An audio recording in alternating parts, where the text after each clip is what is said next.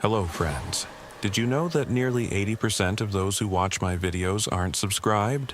If you enjoy the content, I'd truly appreciate it if you hit that subscribe button. It helps a lot. Also, don't forget to leave a like and share your thoughts in the comments. Your interaction not only supports the channel's growth, but also helps these stories reach more people. Thank you all for being here. By the way, where are you watching from? Let me know in the comments.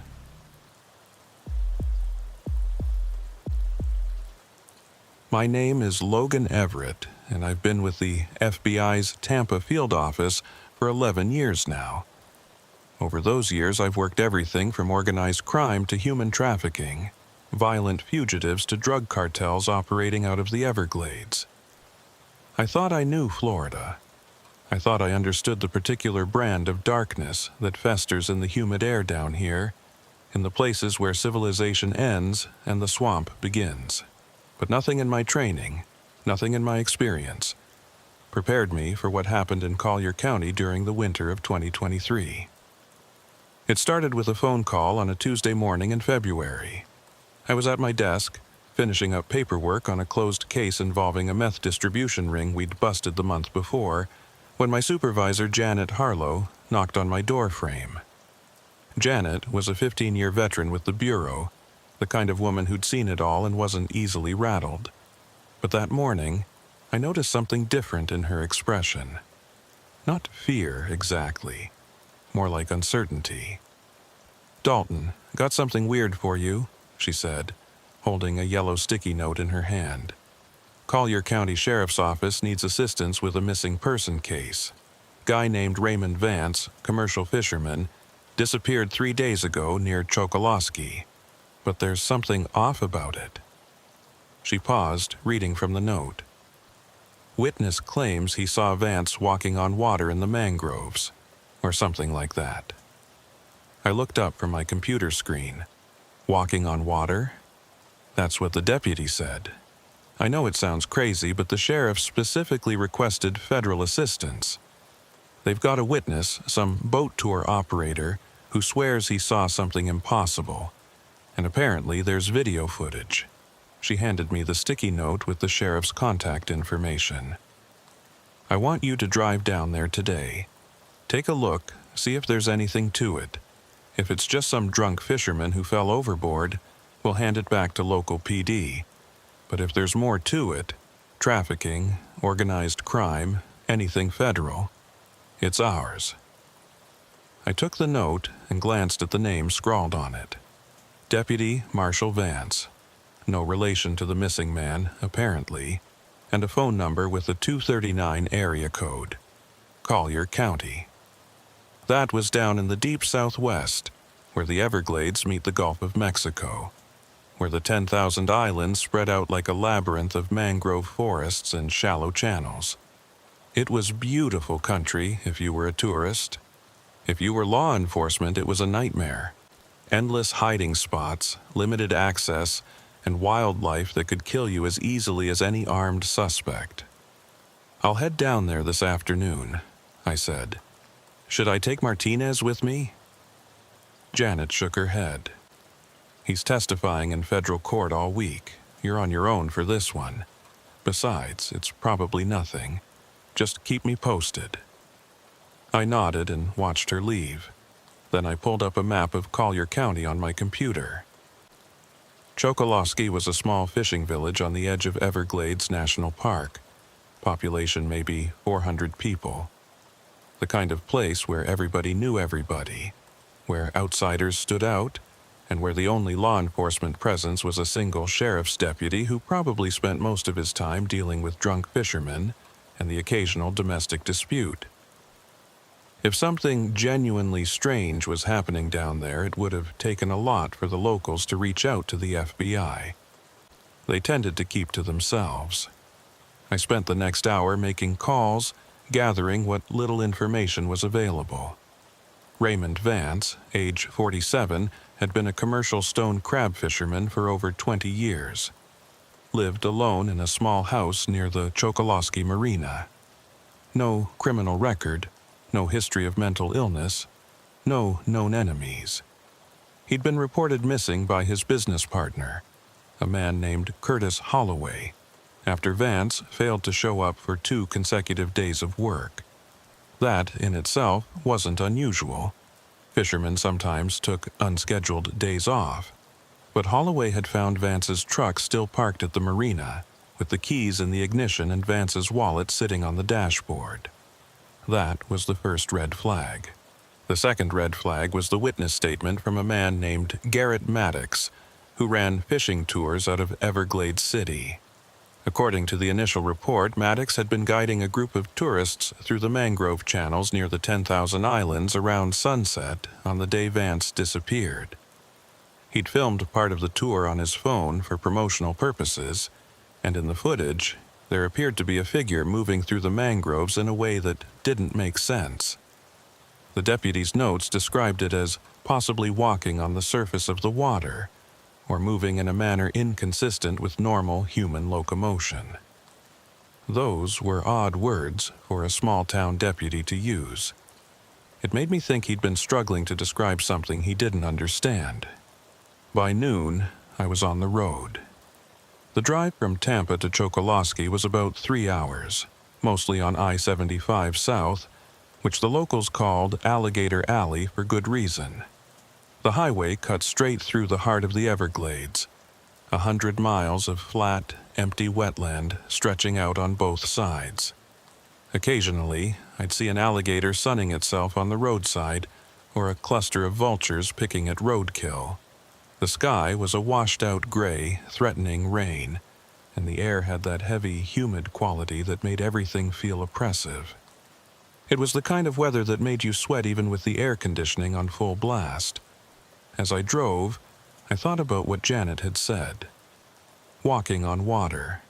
It was absurd, of course. There had to be a rational explanation. Maybe Vance had been standing on a shallow sandbar, and from a distance it looked like he was walking on the surface. Maybe the witness had been mistaken, or the video was distorted. Maybe Vance had been on a boat, and the lighting made it look strange. There were a dozen explanations that made more sense than the impossible.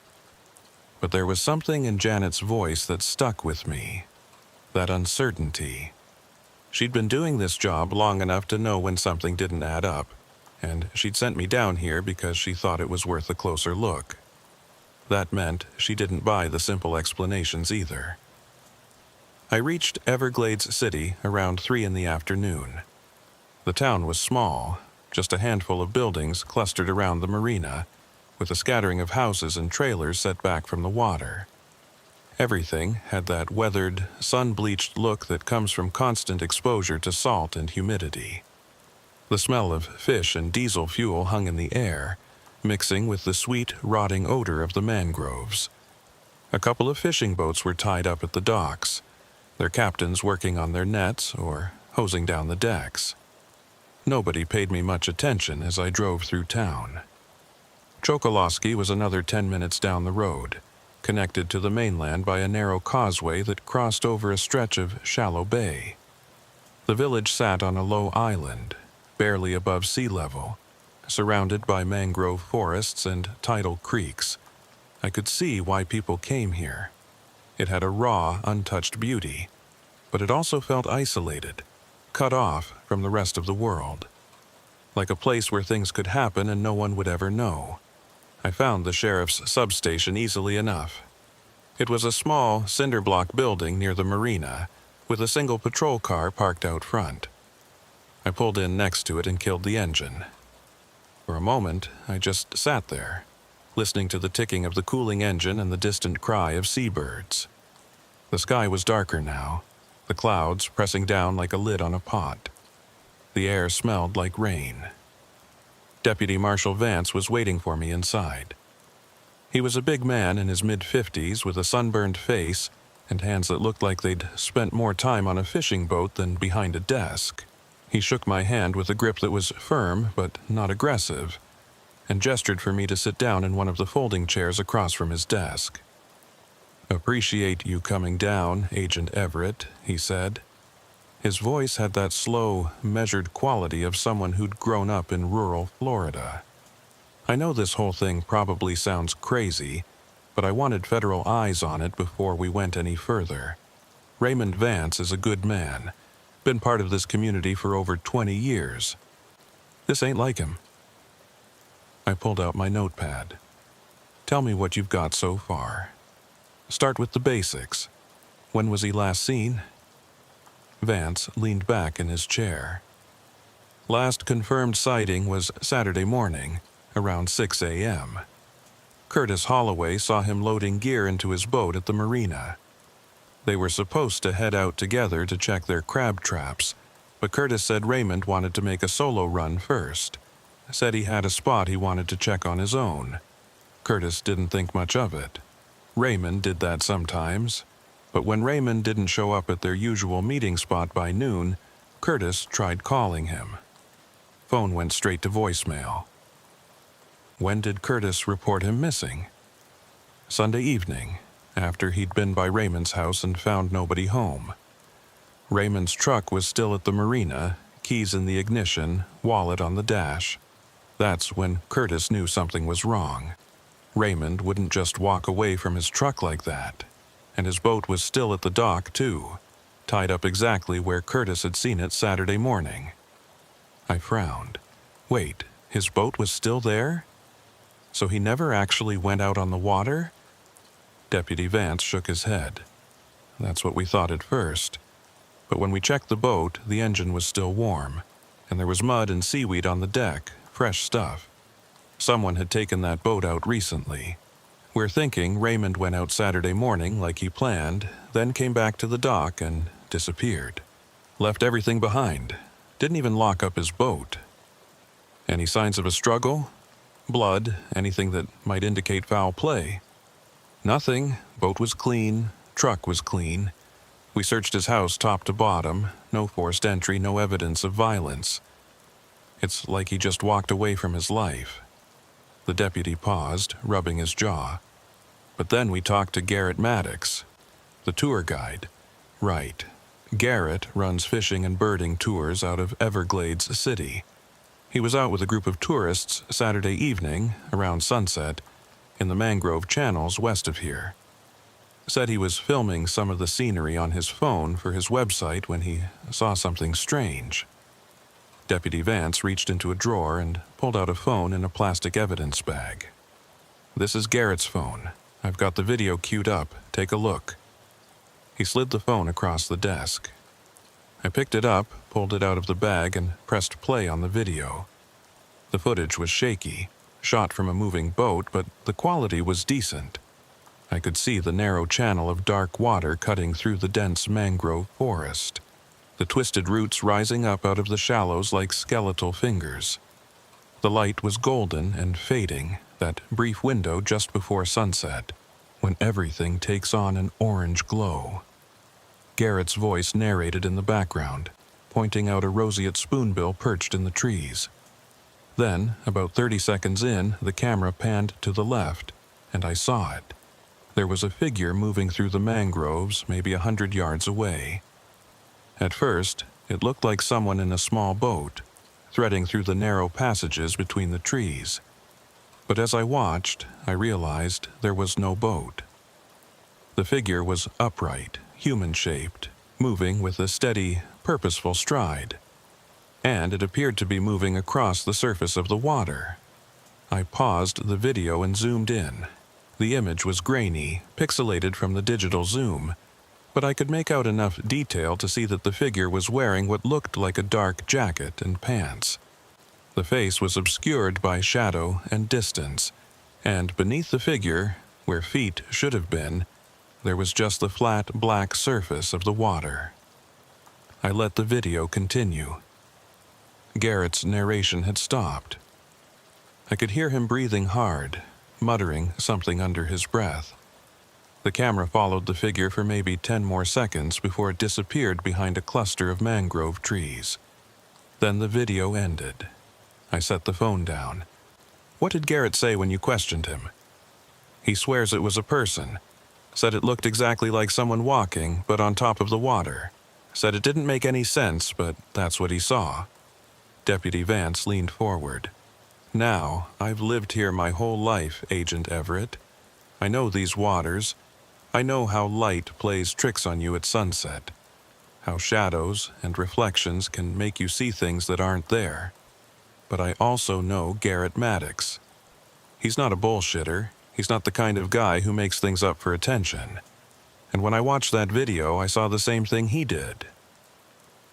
I picked up the phone again and watched the video a second time, then a third. Each time, I tried to find the rational explanation. Maybe the figure was standing on a hidden sandbar or a submerged log. Maybe it was a trick of perspective, and the person was actually in a low-profile kayak that blended with the water. Maybe the video was doctored, though that seemed unlikely given the circumstances. But no matter how many times I watched it, I couldn't shake the feeling that something was genuinely wrong with what I was seeing. The movement was too smooth, too steady. The figure didn't bob or sway the way someone in a boat would. It just moved forward in a straight line, as if walking on solid ground. "Did you search the area where this was filmed?" I asked. "We did. Took an airboat out there Sunday morning and combed through those channels for hours. Didn't find anything. No boat, no tracks, no sign anyone had been there." "What about Raymond's boat? Did you find any connection between where he was working and where this figure was spotted?" Deputy Vance nodded slowly. "That's the thing. We pulled Raymond's GPS log from his boat's navigation system. Turns out he'd been working in that exact area Saturday morning. His traps are set in the channels west of Chokoloskee, same stretch of mangroves where Garrett saw the figure. Last recorded position was about 200 yards from where that video was filmed." I felt a cold trickle of unease run down my spine. So Raymond was in the area, and a few hours later, someone, or something, is spotted moving through the same mangroves in a way that doesn't make sense. "That's about the size of it," Deputy Vance said. "Could be coincidence. Could be Raymond saw something that spooked him, or got himself tangled up in something illegal. We've had problems with drug runners using these waters as a transit route. Or it could be something else entirely. That's why I called you folks." I stood up and walked to the window. Outside, the rain had started to fall, a steady drizzle that turned the world gray and blurred the line between sky and water. The marina was empty except for a few boats rocking gently in their slips. Beyond them, the mangrove forest stretched out like a dark wall, impenetrable and silent. "I want to talk to Garrett Maddox," I said, "and Curtis Holloway, and I want to see Raymond's boat and his house. If there's something here, I'll find it." "I'll make the calls," Deputy Vance said. "But Agent Everett, one more thing." He hesitated, as if weighing how much to say. "Raymond kept a log, not an official one, just a little notebook where he wrote down coordinates and notes about his traps. We found it in his boat. Most of it's pretty standard stuff, dates, locations, catch counts. But the last few entries..." He trailed off. "What about them?" "They're strange, rambling. Like he was trying to describe something but couldn't quite find the words." The deputy opened a file folder and pulled out a photocopy of a page covered in hurried handwriting. This was the last entry, dated Saturday morning. About 2 hours before the GPS says he headed back to the dock. I took the page and read. February 18th, 2023, 8:47 a.m. Channel 4, west of Rabbit Key. Something in the water. Not sure what. Saw it twice now, always at the edge of the mangroves where the light doesn't reach. Moves wrong. Sounds wrong. Almost like breathing, but not. Checked the trap. Empty again. Third time this week. Something's pulling them up. Something knows where they are. Followed the channel north to where it splits. Saw it again. Closer this time. Looked like a man, maybe. Stood there in the shallows, just stood there, didn't move. I killed the engine, watched for maybe 5 minutes. Then it turned its head, Jesus Christ, the way it turned, and it saw me. I'm sure of it. I started the engine and got the hell out. Don't think I'm going back there. Don't think I want to know what it is. I read the entry again, slowly. The handwriting was shaky in places, as if Raymond had been writing quickly or his hand had been trembling. The tone was urgent, almost frightened. This wasn't the kind of thing a rational man would write unless something had genuinely scared him. "Did you find anything else in the boat?" I asked. "Maps, coordinates, anything that might tell us exactly where he was." "Just the GPS log. We've got the coordinates." Deputy Vance pulled out a nautical chart and spread it on the desk. He'd marked several locations with red X's. "These are the spots where Raymond's traps were set. And this," he pointed to a location near the western edge of the mangrove forest, "is where the GPS shows his last recorded position before he headed back." I studied the map. The area was a maze of narrow channels and small islands, all covered in dense mangrove forest. The water was shallow, only a few feet deep in most places, and the bottom was soft mud that would make walking nearly impossible. Yet, according to the video, someone had been moving through that exact area without a boat. "I'm going out there," I said. "Tomorrow morning. Can you arrange for a boat?" "I can take you myself," Deputy Vance said. "I know those waters better than anyone." I nodded. "Good. And I want to see the video one more time tonight. And I want to interview Garrett Maddox in person. If there's something on that footage we're missing, I want to know what it is." By the time I left the sheriff's substation, the rain had stopped, but the sky was still dark and heavy. I drove to the small motel on the edge of Chokoloskee, a rundown place called the Gulf Breeze Inn that looked like it hadn't been updated since the 1970s. The room was clean enough, but it smelled of mildew and old cigarette smoke, and the air conditioner rattled like it was on its last legs. I didn't care. I'd stayed in worse places. I spent the rest of the evening reviewing the case file and making notes. The more I read Raymond Vance's journal entry, the more unsettled I felt. There was a desperation in those words, a fear that felt genuine. And the detail about the figure turning its head, Jesus Christ the way it turned, stuck with me. What had Raymond seen that had frightened him so badly? Around 9 p.m., I called Janet to update her. She listened without interrupting as I laid out everything I'd learned so far. "So, what's your read on this?" she asked when I finished. "Is it drugs, human trafficking, or something else?" I hesitated. "I don't know yet. The video is strange, but videos can be misleading. Could be a dozen explanations. What bothers me more is the journal entry. Raymond Vance was scared of something, scared enough to write about it, scared enough to consider abandoning his traps. That's not the behavior of a man caught up in drug running or organized crime. That's someone who saw something they couldn't explain. You think he's dead? I think he's missing, and I think whatever scared him might have had something to do with it. Tomorrow, I'm going out to the site with the local deputy. We'll see what's there." "Be careful," Janet said. "I don't like the feel of this one." "Neither do I admitted. "But I've dealt with weird cases before. There's always a rational explanation. We just have to find it." After I hung up, I tried to sleep, but the humid air and the sounds of the night kept me awake.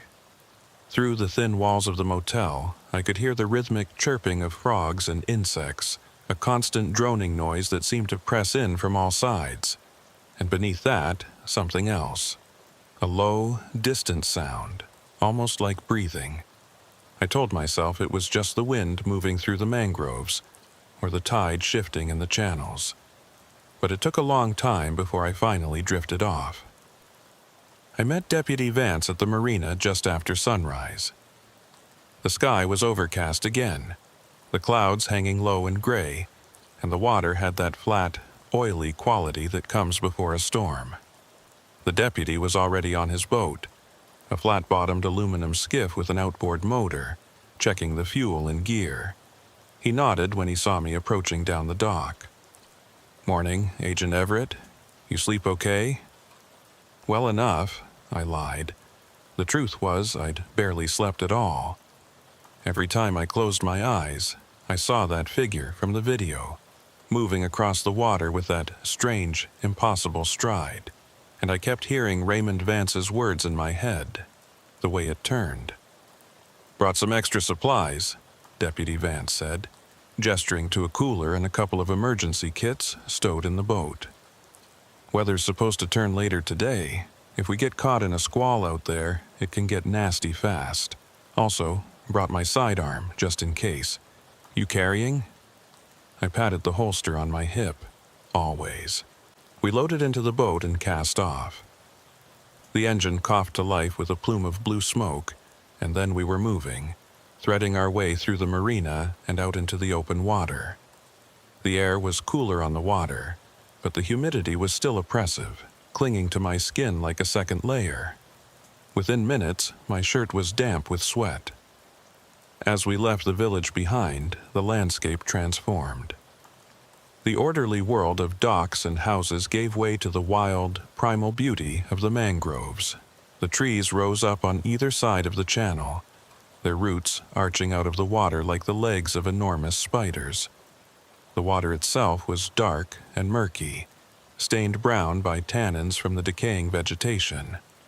Every now and then, I'd catch a glimpse of movement, a heron taking flight, or the ripple of something just beneath the surface. "This is Vance's territory," the deputy shouted over the engine noise, pointing to the maze of channels ahead of us. "He's been working these waters his whole life. Knows every inlet, every sandbar, every drop-off. If anyone could navigate this place blindfolded, it's him." "Makes it all the stranger that he disappeared," I said. "Exactly." We traveled west for maybe 20 minutes, following a narrow channel that twisted and turned through the mangrove forest. The further we went, the more isolated I felt.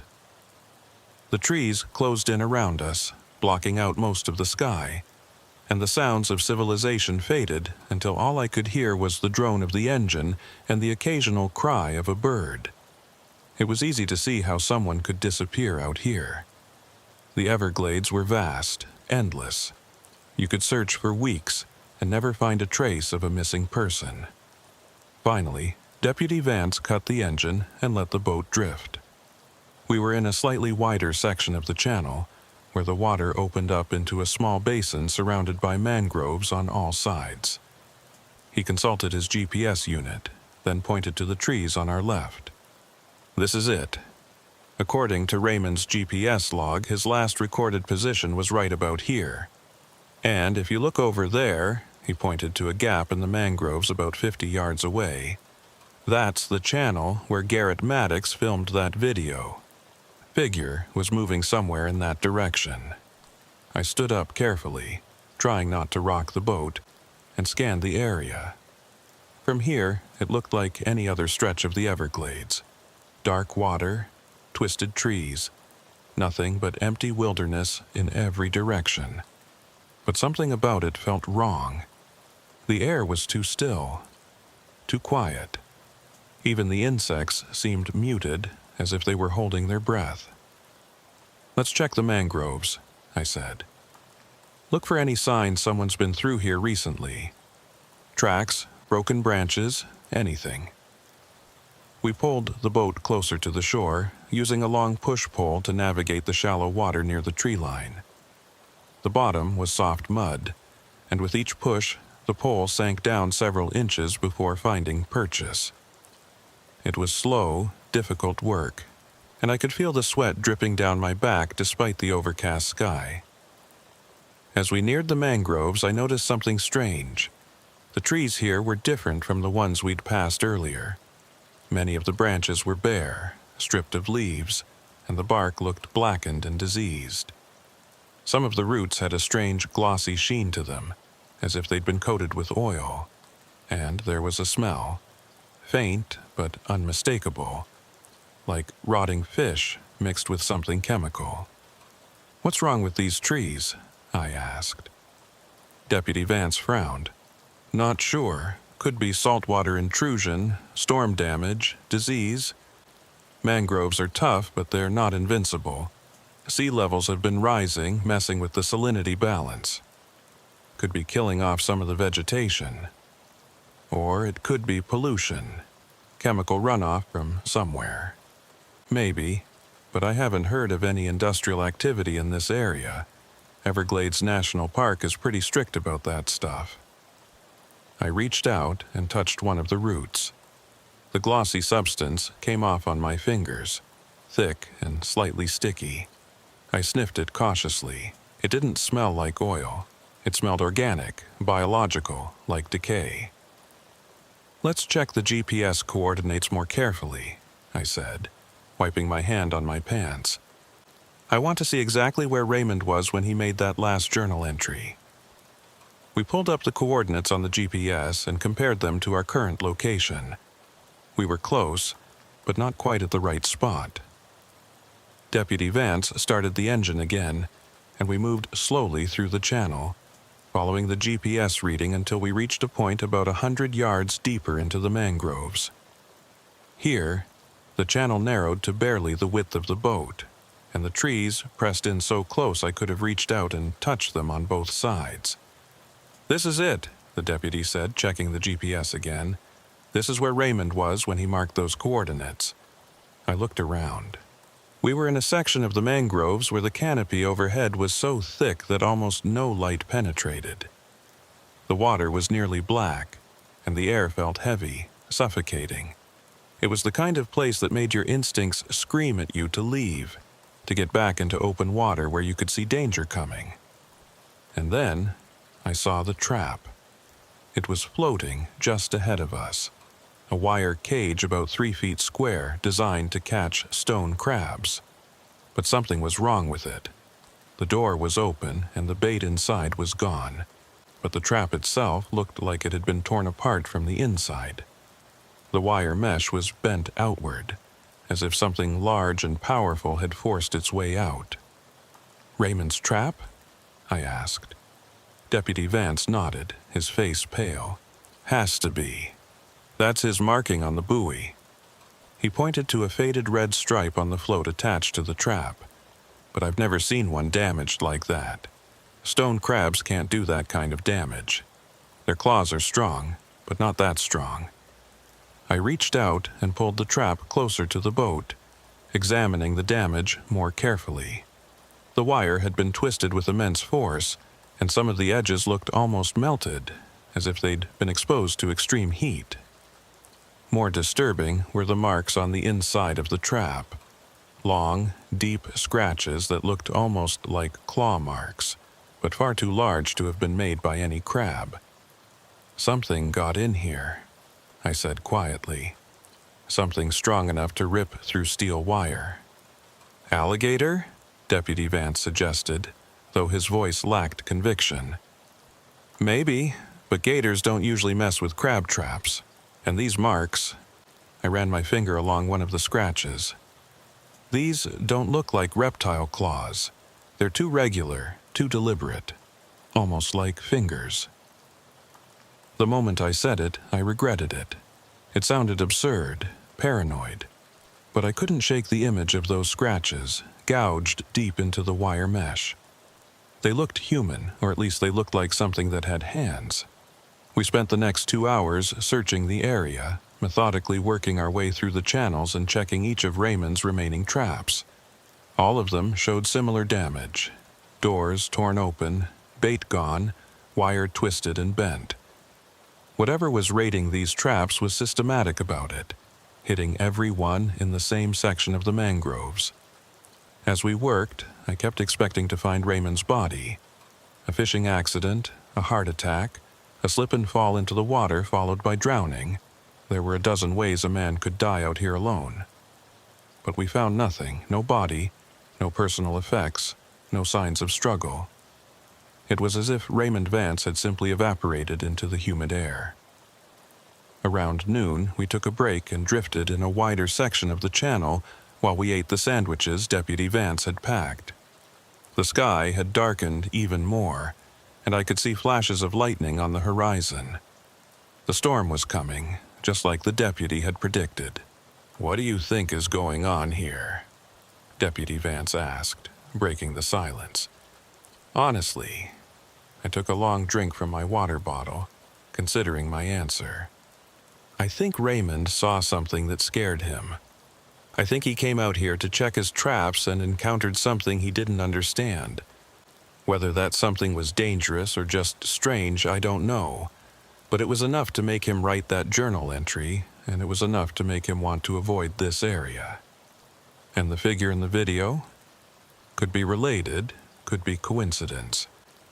But if I had to guess, I'd say Raymond encountered someone or something out here that's connected to his disappearance. Someone, Deputy Vance repeated. You think this is a person, a human being? I think we have to consider all possibilities. There are people who use these mangroves as hiding places. Drug runners, fugitives, people who don't want to be found. Maybe Raymond stumbled onto something he shouldn't have seen. The deputy didn't look convinced, and honestly, I wasn't either. The explanation sounded reasonable on the surface, but it didn't account for the video, or the damaged traps, or the strange way Raymond had described the figure in his journal. The way it turned. Those words kept echoing in my head. We finished our lunch and were about to resume the search when I heard it. A sound from somewhere in the mangroves to our left.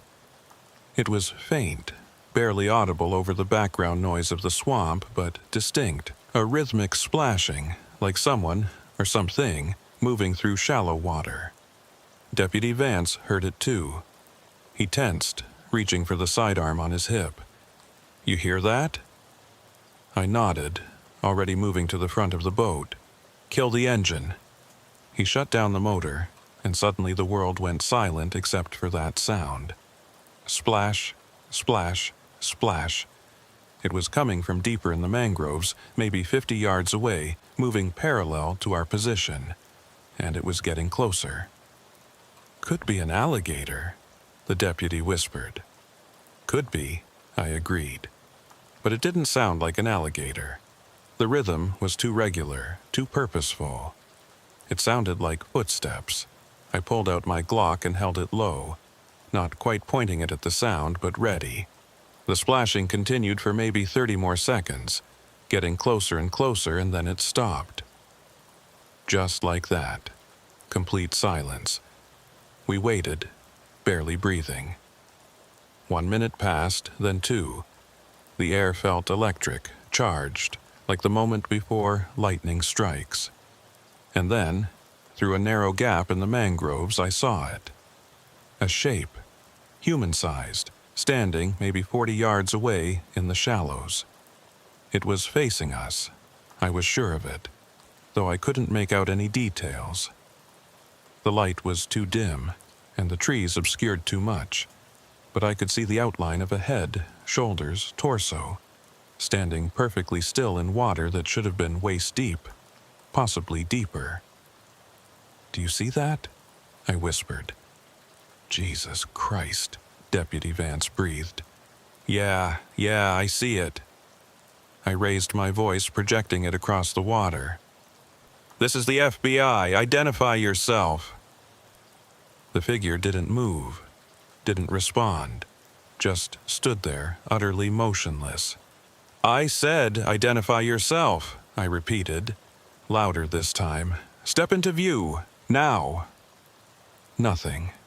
The figure remained frozen in place, like a statue.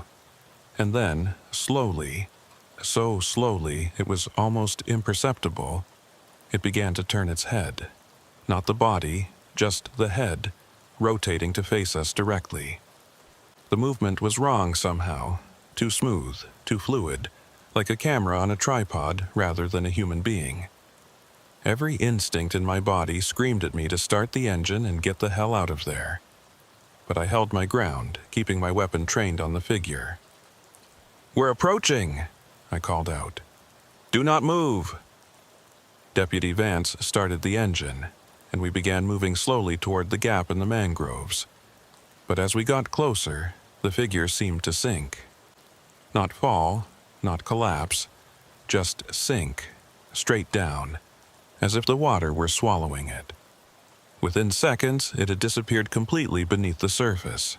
"What the hell?" Deputy Vance stopped the boat about 20 feet from where the figure had been standing. "Where did it go?" I scanned the water, looking for any sign of movement. Bubbles, ripples, anything. But the surface was completely still. It was as if the figure had never been there at all. "Get us closer," I said. "I want to check the depth here." We moved into the gap between the trees, and Deputy Vance used the push pole to measure the water depth.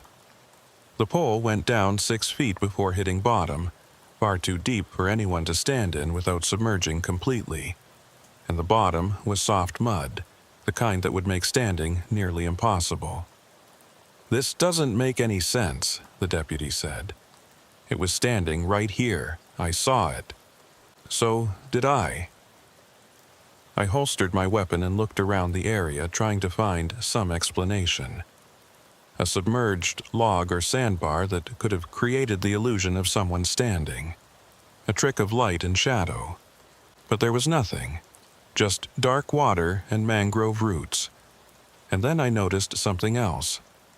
The trees around us, the ones closest to where the figure had been, they had that same diseased look I'd seen earlier.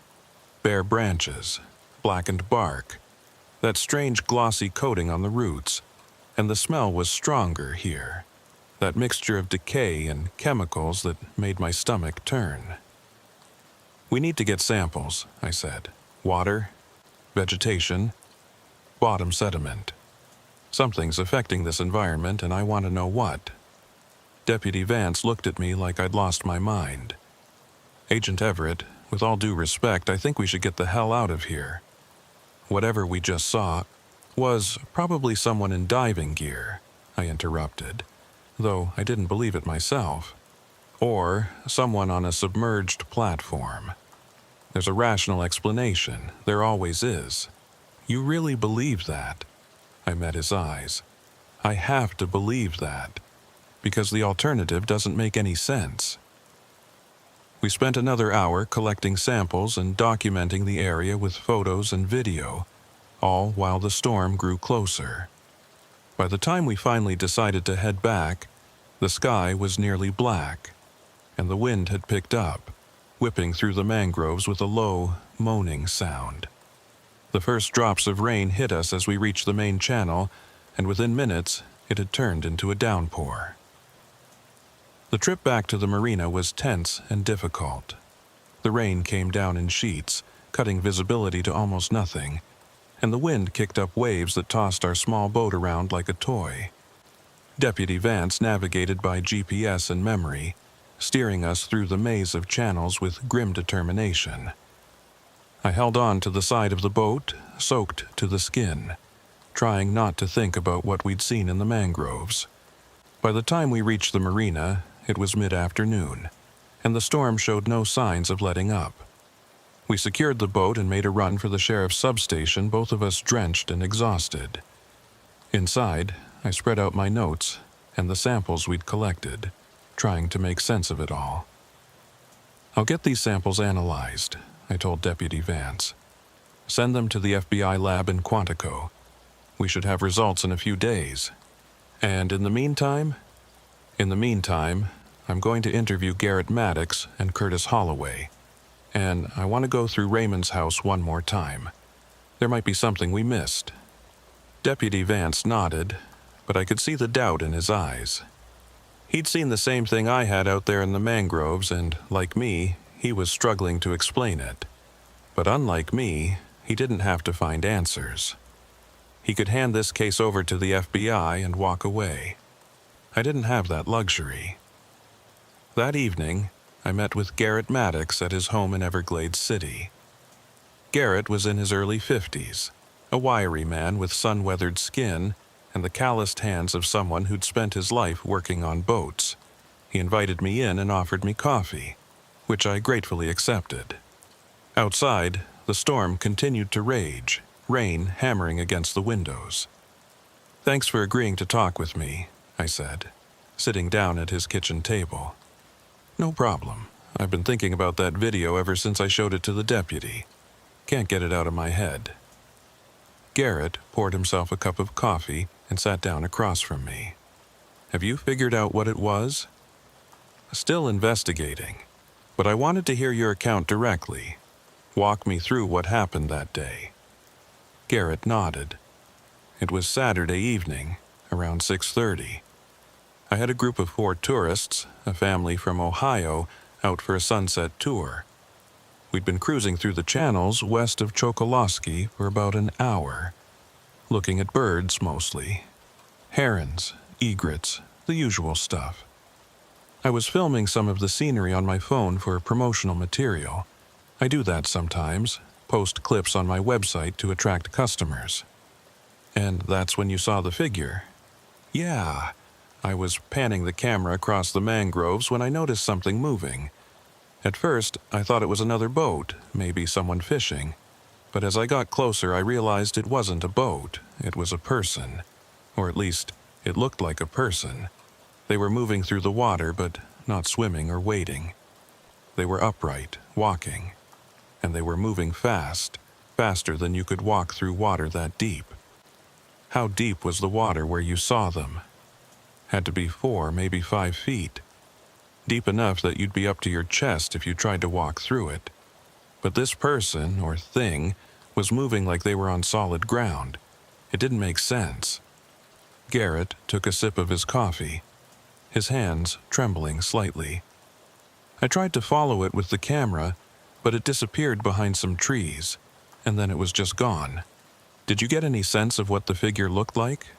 Male, female, clothing? Hard to say. The light was fading, and the distance was maybe 150 yards.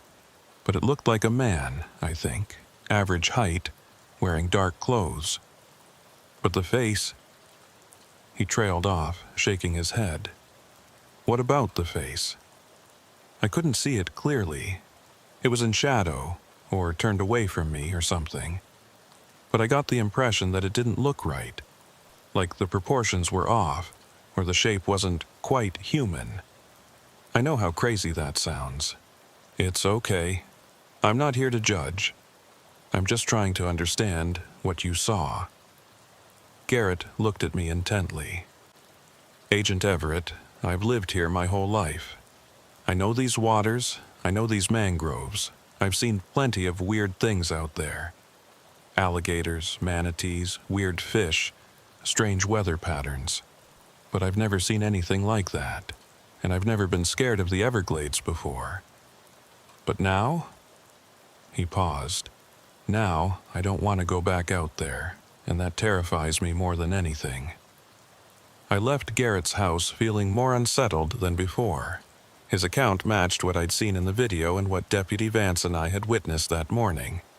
Whatever was out there in the mangroves, it had been seen by multiple people now, and each time it had behaved in ways that defied rational explanation. The following day, I interviewed Curtis Holloway at his home near the marina. Curtis was Raymond Vance's business partner, a man in his mid-60s with the quiet, weathered demeanor of a lifelong fisherman. He was clearly devastated by Raymond's disappearance, his eyes red-rimmed and his hands constantly fidgeting with a coffee mug. Raymond was more than a partner, Curtis told me. He was my best friend. We've been working these waters together for 20 years. I can't believe he's gone. "When was the last time you spoke with him?" I asked. "Friday night, the day before he disappeared. He called me around 8 p.m., said he wanted to talk. I could tell something was bothering him. He sounded nervous, maybe, or scared. I asked him what was wrong, but he said he'd rather talk in person. We agreed to meet Saturday morning at the marina." "But you didn't see him Saturday morning?" "No. When I got there, his truck was in the lot, but Raymond wasn't around. I figured he'd already gone out on the water, so I waited. When he didn't show up by noon, I started calling. His phone went straight to voicemail every time." Curtis set down his coffee mug and rubbed his eyes. I knew something was wrong. Raymond's not the kind of guy to just disappear. He's reliable, methodical. If he said he'd be somewhere, he'd be there. Did Raymond ever mention seeing anything unusual in the mangroves? Anything that might have made him uneasy? Curtis hesitated. Yeah, actually. About a week before he disappeared, he mentioned that some of his traps were being raided. At first, he thought it was just a big alligator or maybe another fisherman stealing his catch. But then he said something strange. He said he'd seen something in the water one morning. Something that didn't belong there. Did he describe it? Not really. He just said it looked like a person, but it was in a part of the mangroves where no one should have been. Said it gave him a bad feeling. I told him he was probably just seeing a poacher or a homeless person camping out in the park. But Raymond didn't think so. He said it moved wrong, whatever that means. I made notes as Curtis spoke, underlining the phrase, moved wrong. That was the second time I'd heard that description. First in Raymond's journal, and now from Curtis.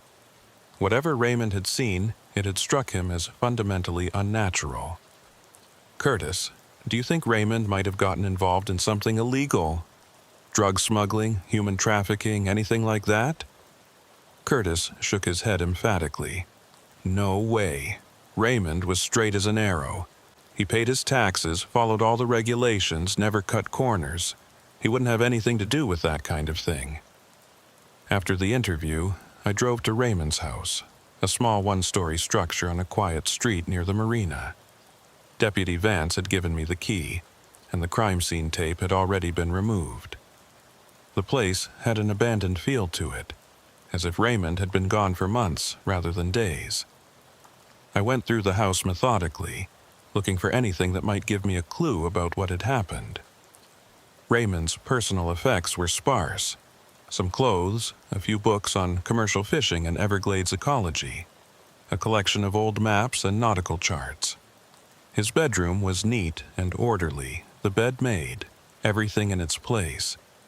In the kitchen, I found Raymond's calendar hanging on the wall. Most of the dates were marked with simple notes about trap checks and weather forecasts. But on the Saturday he disappeared, there was a single word written in red ink. Confirm. Confirm what? I looked through the rest of the house, searching for context, but found nothing. The only other item of interest was on Raymond's desk, a printed email from the Florida Fish and Wildlife Conservation Commission, dated 2 days before his disappearance. The email was in response to a report Raymond had filed about unusual predation patterns affecting his crab traps in the 10,000 Islands area. The response was boilerplate, thanking him for his report and assuring him that an investigator would look into it. I photographed the email and the calendar entry, then locked up the house and headed back to the motel. It was nearly evening, and the storm had finally passed, leaving behind a sky streaked with orange and purple. The air smelled clean, washed by the rain, but I couldn't shake the feeling that I was missing something important. That night, I reviewed all my notes and recordings, trying to piece together a coherent narrative. Raymond Vance had been a commercial fisherman who'd noticed his traps being raided. He'd seen something in the mangroves, something that moved wrong, something that scared him. He'd filed a report with Fish and Wildlife but had kept working his traps. Then, on the day he disappeared, he'd written "confirm" on his calendar, gone out to check his traps one more time, and never came back. And now, multiple people, including me, had seen a figure in those same mangroves, a figure that appeared to walk on water, that moved in ways that shouldn't be possible, that disappeared without a trace. I wanted to believe there was a rational explanation. A person in diving gear, standing on a submerged platform, using the mangroves as cover for something illegal. But the more I learned, the less that explanation made sense. Why would a smuggler or poacher go to such elaborate lengths to create the illusion of walking on water? And what about the damaged traps, the diseased trees, the strange smell? Around midnight, my phone rang. It was Deputy Vance. "Agent Everett, sorry to call so late, but something just came in. Another sighting. Caller says they saw a figure matching the description from the video, walking on the water near Lopez River, about 5 miles north of where we were searching. Said it was just after dark, and they got close enough to see it clearly. They're pretty shaken up." I sat up, adrenaline surging through my system. "I'll be right there. Can you meet me at the location?" "Already on my way. I'll text you the coordinates." I grabbed my gear and headed out into the night. Whatever was happening in the Everglades, it wasn't over. And I had a feeling it was only just beginning. The coordinates led me to a remote boat launch on the Lopez River, about 20 minutes north of Chokoloskee. It was nearly 1 a.m. when I arrived, and the place was deserted except for a single pickup truck with a John boat still attached to the trailer. Deputy Vance was already there, talking to a man in his early 30s who looked pale and shaken. "Agent Everett, this is Travis Callahan," the deputy said as I approached. "Travis, this is FBI Special Agent Logan Everett." Travis shook my hand with a grip that was sweaty and trembling. "Thanks for coming out. I know how crazy this sounds, but I swear to God I saw what I saw." "Tell me what happened," I said, pulling out my notepad. Travis took a deep breath. "I was night fishing. I do it a lot. Catfish bite better after dark. I launched my boat around 9 p.m. and headed up the Lopez River into the backcountry. I've got a few spots I like to fish, shallow areas where the mangroves open up. Around 11, I was working one of those spots when I saw something moving on the far side of the channel. What did it look like? At first, I thought it was another fisherman, but then I realized they weren't in a boat. They were just standing there, in the middle of the water. I figured maybe it was really shallow over there, so I moved my boat closer to get a better look." Travis paused, his voice wavering. "That's when I realized it wasn't shallow. The water over there is at least 6-7 feet deep, but this person, or thing, was standing on top of it. Just standing there like they were on concrete." "How close did you get?" "Maybe 30 yards. Close enough to see details. It was a man, I think, wearing dark clothes, but his face..." Travis shook his head. "His face was wrong, too pale, too smooth, like a mannequin or something, and his eyes, I couldn't see them clearly, but I got the impression they were looking right at me. Not just looking, staring." "What did you do?" "I turned on my spotlight, pointed it right at him. The light hit him full on, and for a second I got a good look. He was just standing there, arms at his sides, not moving. And then, Jesus Christ, then he started walking toward me, on top of the water. Each step was perfect, like he was on solid ground. No splashing, no sinking, just walking." "Did he say anything?" "No, no sound at all. That's what made it so creepy. No sound of footsteps, no breathing, nothing. Just this silent figure walking across the water toward my boat." Travis's voice cracked. I panicked, started my engine, and got the hell out of there. I didn't stop until I reached this boat launch.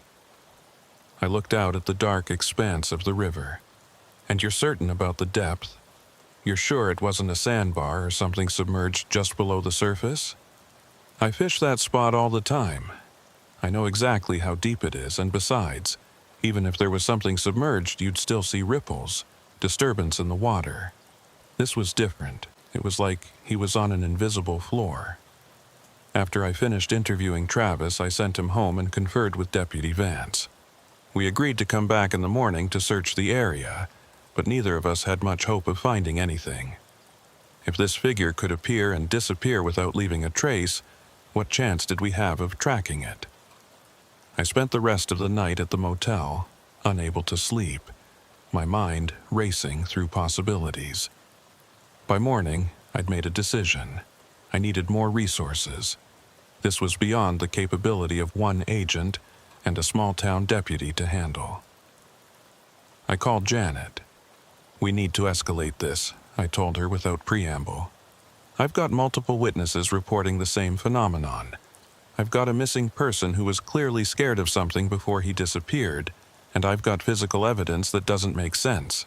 I need a team down here, and I need access to specialized equipment.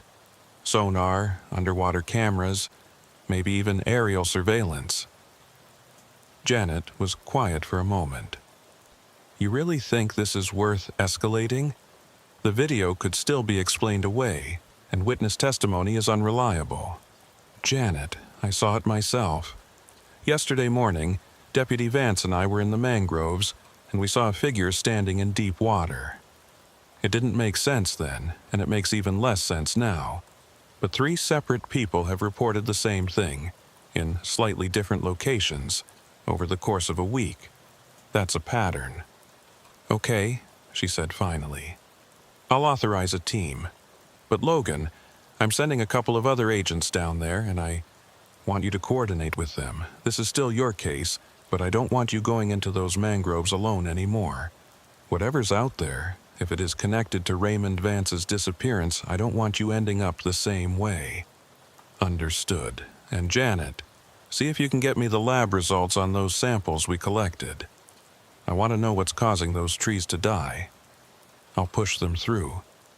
Should have something by end of day."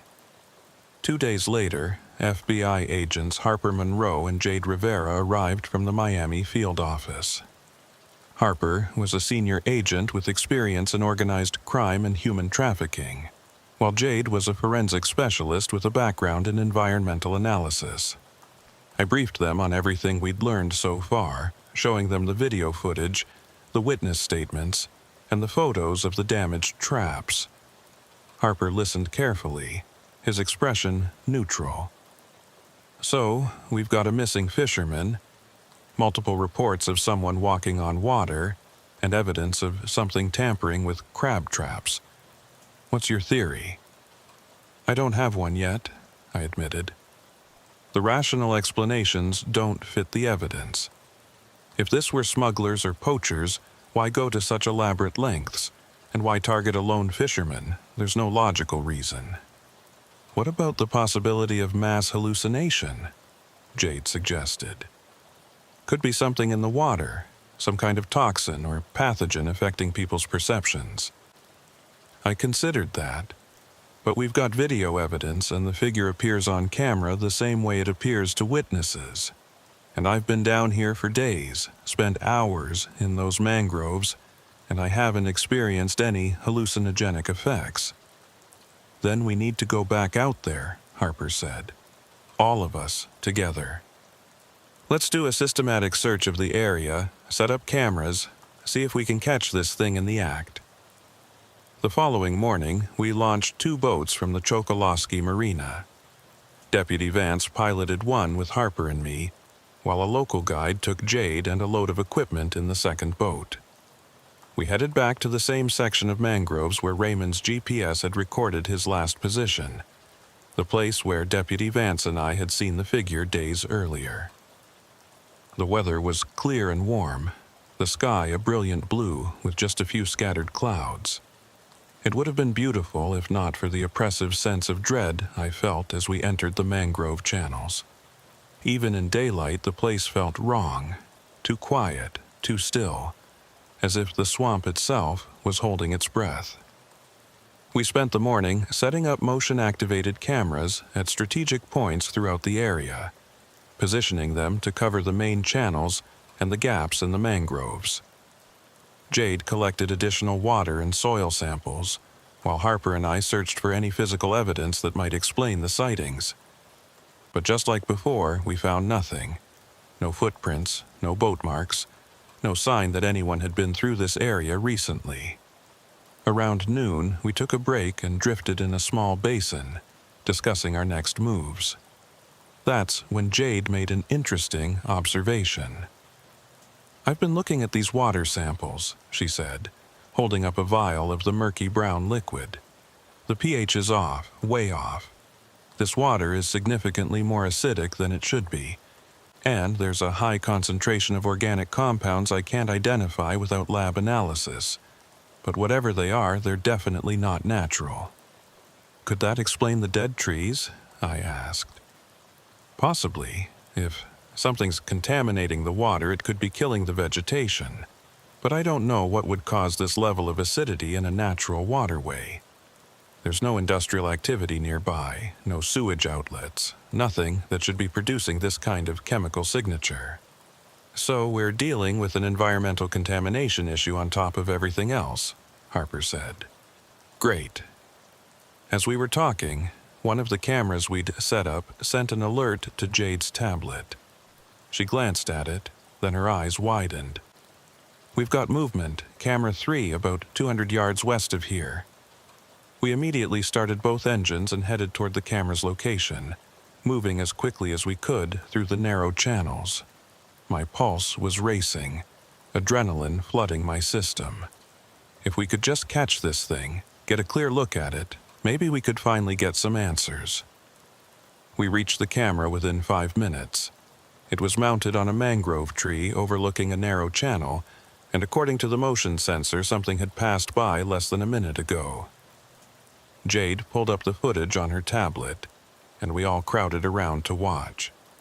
The video showed the channel from an elevated angle, the water dark and still, the mangroves pressing in from both sides. For several seconds, nothing happened. Then, at the edge of the frame, something moved into view. It was the figure, human-shaped, wearing dark clothing, moving through the shallows along the edge of the mangroves. But unlike in Garrett's video, this footage was much clearer, shot in full daylight at close range.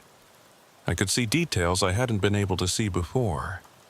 The figure was tall, maybe 6 feet, with a thin, almost gaunt build. Its movements were smooth and fluid, but there was something mechanical about them, like a puppet being moved by invisible strings.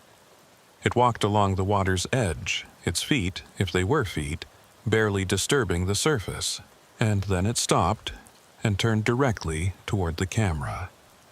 For a few seconds we got a clear view of its face, or at least what should have been a face. The features were there, eyes, nose, mouth, but they were wrong, distorted, as if someone had described a human face without ever having seen one. The skin was too pale, almost gray, and the eyes were completely black, with no visible whites or pupils. It stared at the camera for maybe 5 seconds. Then it turned away and continued moving along the channel, eventually disappearing from frame. We watched the footage 3 more times in complete silence. Finally, Harper spoke, his voice tight with tension. "What the hell was that?" "I don't know," I said. "But we need to find it, now." We followed the path the figure had taken, using the GPS coordinates from the camera to guide us. The channel wound through the densest part of the mangrove forest, a place where the trees grew so close together that navigation was nearly impossible. But we pressed on, determined to catch up to whatever we'd seen on that video. After about 15 minutes, we reached a section where the channel widened into a small pool, maybe 30 feet across, completely surrounded by mangroves. The water here was darker than anywhere else we'd been, almost black, and the smell of decay was overwhelming. Dead fish floated on the surface, their bodies bloated and pale. "Something's killed everything in this pool," Jade said, staring at the dead fish. "Look at the gills. They're burned. Chemical burn, maybe, or extreme acidification." Deputy Vance killed the engine, and we drifted into the center of the pool. The silence was absolute. No insects, no birds, no sound of water lapping against the boat. Just dead quiet. And then I saw it. On the far side of the pool, partially hidden behind a cluster of mangrove roots, was what looked like an opening. A gap in the trees, leading deeper into the forest. It was almost invisible, camouflaged by the dense vegetation, but from our angle, I could just make out the dark space beyond. "There," I said, pointing. "Do you see that?" Harper followed my gaze. Is that a cave or a tunnel? Can't be. We're barely above sea level. There shouldn't be any caves or tunnels in this area. Then what is it?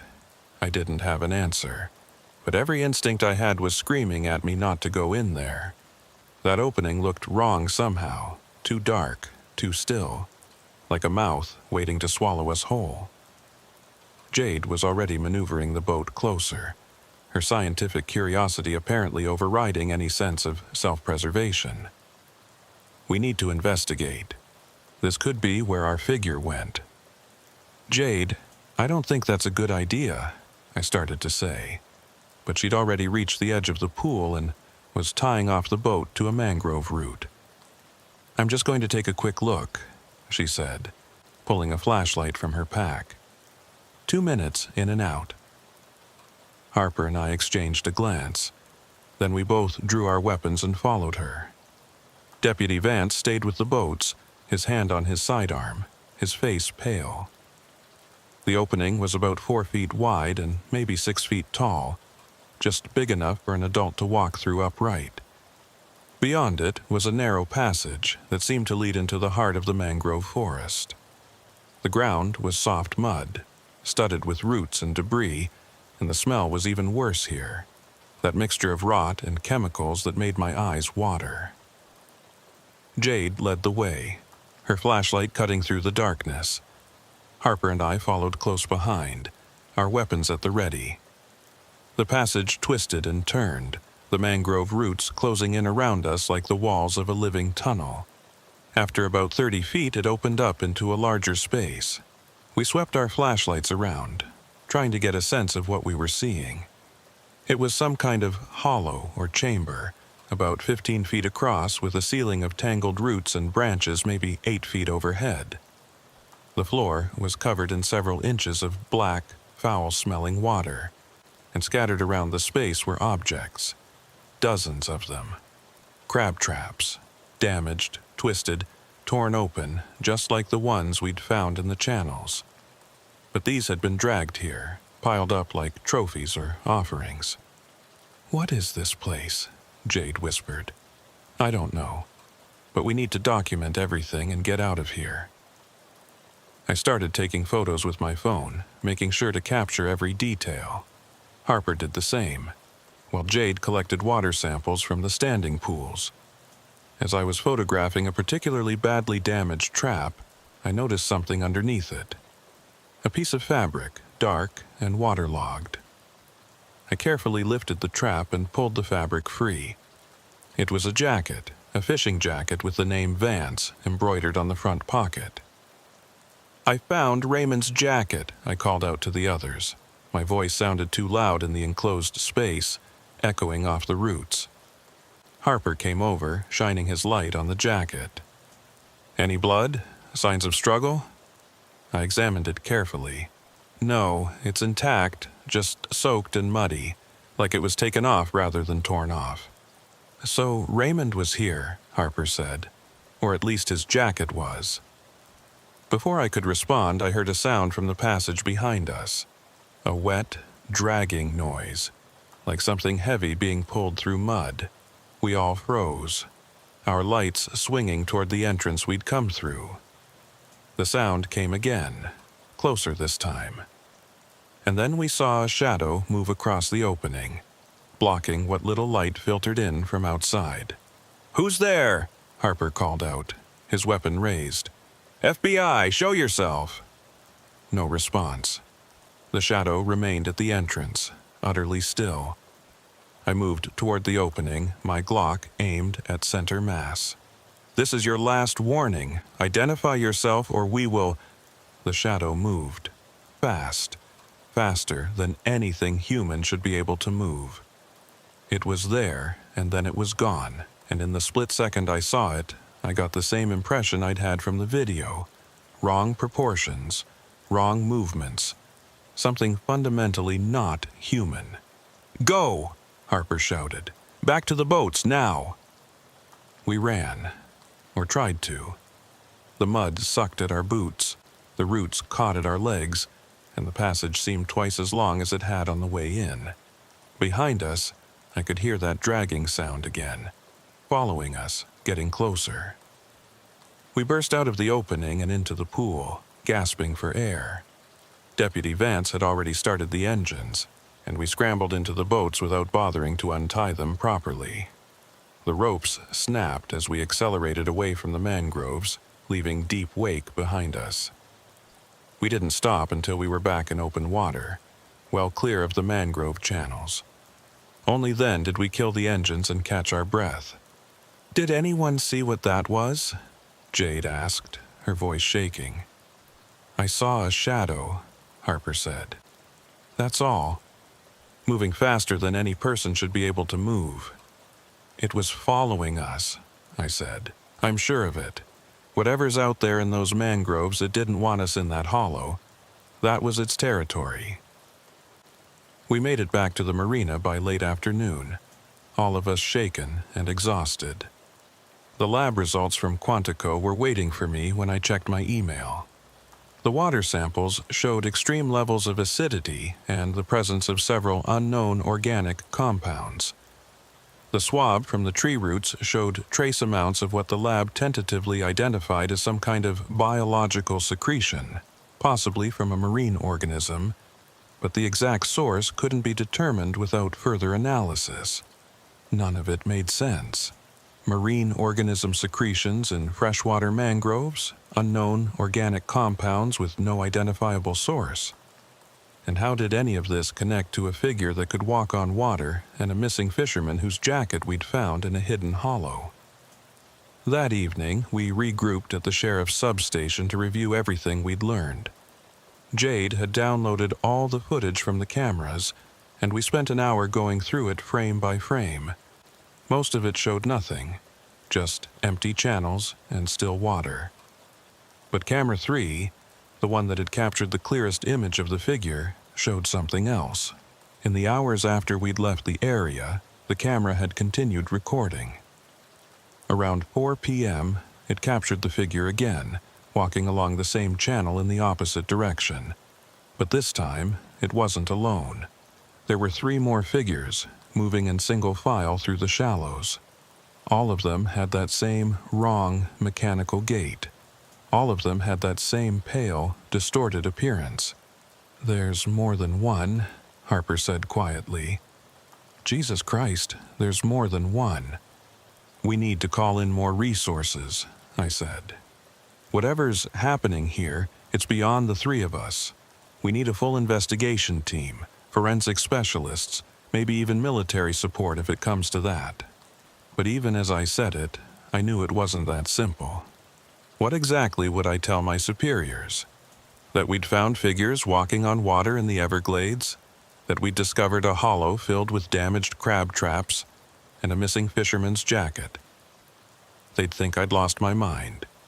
They'd pull me off the case and send someone else, someone who'd look for rational explanations and probably never find them. No, I had to see this through myself. I had to understand what was happening here, even if it meant going back into those mangroves, even if it meant facing whatever these things were. That night, I couldn't sleep. I kept seeing that figure from the camera footage, those black eyes staring directly at the lens, and I kept thinking about Raymond Vance, about what might have happened to him in those final hours. Had he discovered what we'd found? Had he gone into that hollow, seen those things up close, and if so, where was he now? Around midnight, my phone rang. It was Deputy Vance. "Agent Everett, I'm sorry to call so late, but I just got another report. A woman in Everglades City says she saw someone walking along the edge of the water behind her house. She called it in about an hour ago. Said the person was just standing there in the shallows, not moving, staring at her through her window. Did she get a description? Tall, thin, wearing dark clothes, pale face, and she said the eyes were wrong, all black like a shark's eyes." I closed my eyes. Where is she now? At her daughter's house in Naples. Wouldn't stay in her own home. She's pretty spooked. I'll interview her tomorrow. For now, tell her to stay with her daughter and lock all the doors and windows. And Deputy, I want you to increase patrols in the area. If anyone else reports seeing these figures, I want to know about it immediately." "Understood. And, Agent Everett, whatever's going on here, I've lived in Collier County my whole life, and I've never seen anything like this. I don't know what these things are, but I don't think they're human. I don't think they're human at all." After we hung up, I sat in the dark motel room, listening to the sounds of the night. The insects, the distant rumble of thunder, the whisper of wind through the palm trees. And beneath it all, that low, rhythmic sound I'd heard on my first night here. The sound I'd told myself was just the wind or the tide. But now I knew better. It was breathing, slow, steady, coming from somewhere in the darkness of the Everglades. And whatever was making that sound, it was getting closer. Dawn came too quickly. I'd managed maybe 2 hours of sleep, my dreams filled with dark water and pale figures standing at the edge of perception. When my phone alarm went off at 5:30 a.m., I felt like I'd been awake the entire night. I met Harper, Jade, and Deputy Vance at a diner in Everglades City. None of us said much. We all knew what we had to do, even though none of us wanted to admit it. We had to go back into those mangroves. We had to find out what happened to Raymond Vance, and we had to understand what these figures were. It was our job, but more than that, it felt necessary. Like if we didn't see this through, whatever was happening would only get worse. Over weak coffee and eggs, we developed a plan. We'd go back to the hollow where we'd found Raymond's jacket. We'd set up a perimeter with cameras and motion sensors, and we'd wait. If the figures returned, we'd document everything. And if possible, we'd attempt contact. Not an arrest, we all knew that wouldn't work, but communication. Maybe these things, whatever they were, could be reasoned with. It was a thin plan, but it was all we had. We launched from the marina just after 7 a.m. The weather was changing again, clouds building on the horizon, the air thick with humidity. We took both boats, fully loaded with equipment and enough supplies for a full day in the field. As we headed west into the mangrove channels, I couldn't shake the feeling that we were being watched. Every shadow in the trees, every ripple on the water, it all felt intentional, purposeful. It took us nearly an hour to reach the hollow. The passage looked even darker in daylight somehow, as if the mangroves themselves were actively blocking the sun. We tied off the boats and began setting up our equipment, working quickly and efficiently. Cameras at the entrance and inside the hollow. Motion sensors at regular intervals along the passage. Recording devices that would capture any sound. While Jade and Harper worked on the technical setup, I explored the hollow more carefully than I'd been able to the day before. The crab traps were still there, piled in that strange, deliberate way. I counted 23 in total, far more than Raymond could have lost. These had been collected over time, gathered from different locations throughout the 10,000 islands. But why? What purpose did it serve to drag these traps into a hidden hollow in the middle of the mangroves? I was examining one of the traps when I noticed something carved into the muddy floor near the back wall of the hollow. It looked like symbols or letters scratched into the packed earth with something sharp. I called Jade over. "Can you photograph these? I want to make sure we have a clear record." She knelt down and started taking detailed photos. "What do you think they mean?" I studied the markings more closely. They weren't letters exactly, not any alphabet I recognized, but there was a pattern to them, a deliberate structure. I think someone was trying to communicate. Maybe Raymond left these before. I didn't finish the sentence. Before what? Before he disappeared? Before something took him? Jade looked up at me, and I could see the fear in her eyes. She was a scientist, trained to look for rational explanations, but even she was starting to accept that this situation defied conventional logic. I don't know, I admitted. But I think he was trying to tell us something. We spent the next hour documenting everything in the hollow. When we were finished, we moved back to the boats and waited. The plan was to observe from a safe distance, monitor the cameras remotely, and see if anything returned to the hollow. If the figures showed up, we'd have video evidence from multiple angles, and if they entered the hollow, we'd know what they were doing there. The wait was excruciating. We sat in the boats, drifting just outside the pool, listening to the sounds of the swamp. The sun climbed higher, turning the air into a sauna. Insects swarmed around us, attracted by our sweat. My throat was dry, my clothes soaked through, but I barely noticed. All my attention was focused on the tablet in Jade's hands, showing feeds from all 6 cameras. Around noon, camera 2 registered movement. "We've got something," Jade said quietly. "North approach, about 50 yards out." We watched the feed.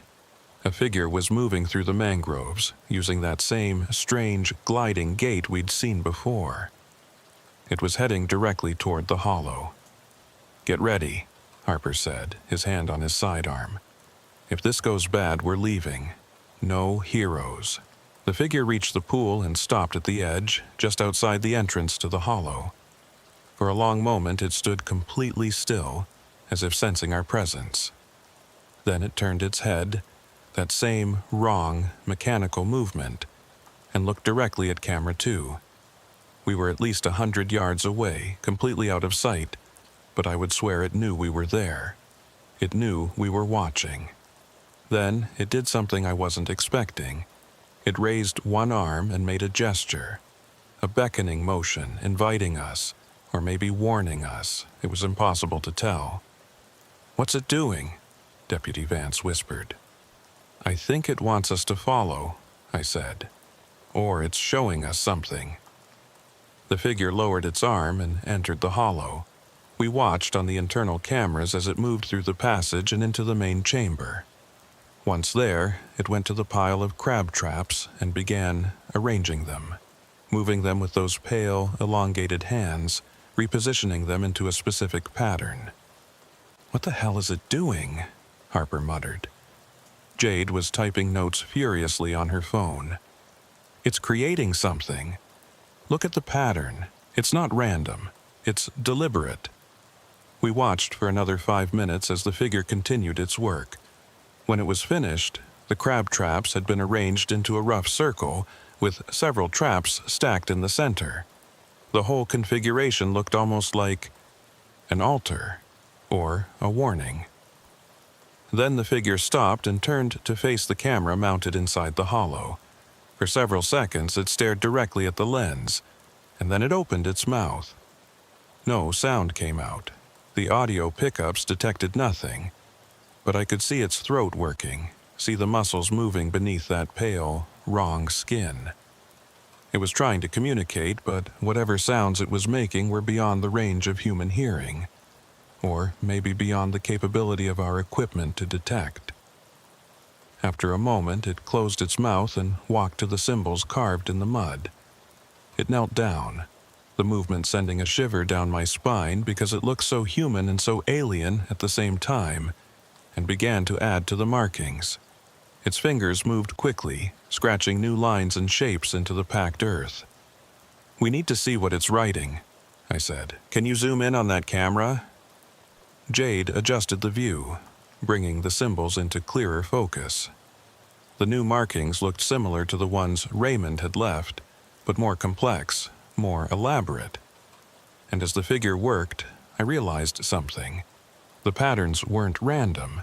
They were coordinates. Longitude and latitude, expressed in a notation I'd never seen before, but unmistakably geographic markers. "It's giving us a location," I said. "It's telling us where to go." Harper leaned in to look at the screen. "Where do those coordinates point to?" Jade pulled up a mapping program on her phone and entered the numbers as best she could interpret them. After a moment, the map loaded, showing a location about 3 miles southwest of our current position. It was deep in the 10,000 Islands, in one of the most remote and inaccessible areas of the Everglades. "That's open water," Deputy Vance said, looking at the map over Jade's shoulder. "Nothing there but a few scattered mangrove islands. Nobody goes there. Too shallow for most boats, too isolated for fishing." The figure in the hollow had finished its work. It stood up, looked at the camera one last time, and then walked back through the passage and out into the pool. We watched it disappear into the mangroves, moving in the direction of the coordinates it had just given us. "We have to follow it," I said. "We have to see where it's going." "Logan, that could be a trap," Harper warned. "These things have been watching us, studying us. They could be leading us into an ambush. Or they could be trying to show us something. Something about what happened to Raymond Vance. We came here to find answers, and right now, this is our best lead." We debated for another few minutes, but in the end, we all agreed. We had to follow. We gathered our equipment, left one camera running in the hollow to record anything else that might happen there, and began the journey to the coordinates. The trip took us deeper into the Everglades than I'd ever been. The channels grew narrower, the mangroves more dense, until we were navigating by GPS alone, the trees blocking out so much sunlight that it felt like dusk, even though it was early afternoon. The water grew shallower too, forcing us to switch to push poles in several places to avoid running aground. Finally, we reached the coordinates. It was a small island, maybe 50 yards across, covered in mangroves but with a narrow sandy beach on one side. We approached cautiously, scanning for any signs of the figures or anything else out of place. "There," Jade said, pointing to the beach. "Do you see that?"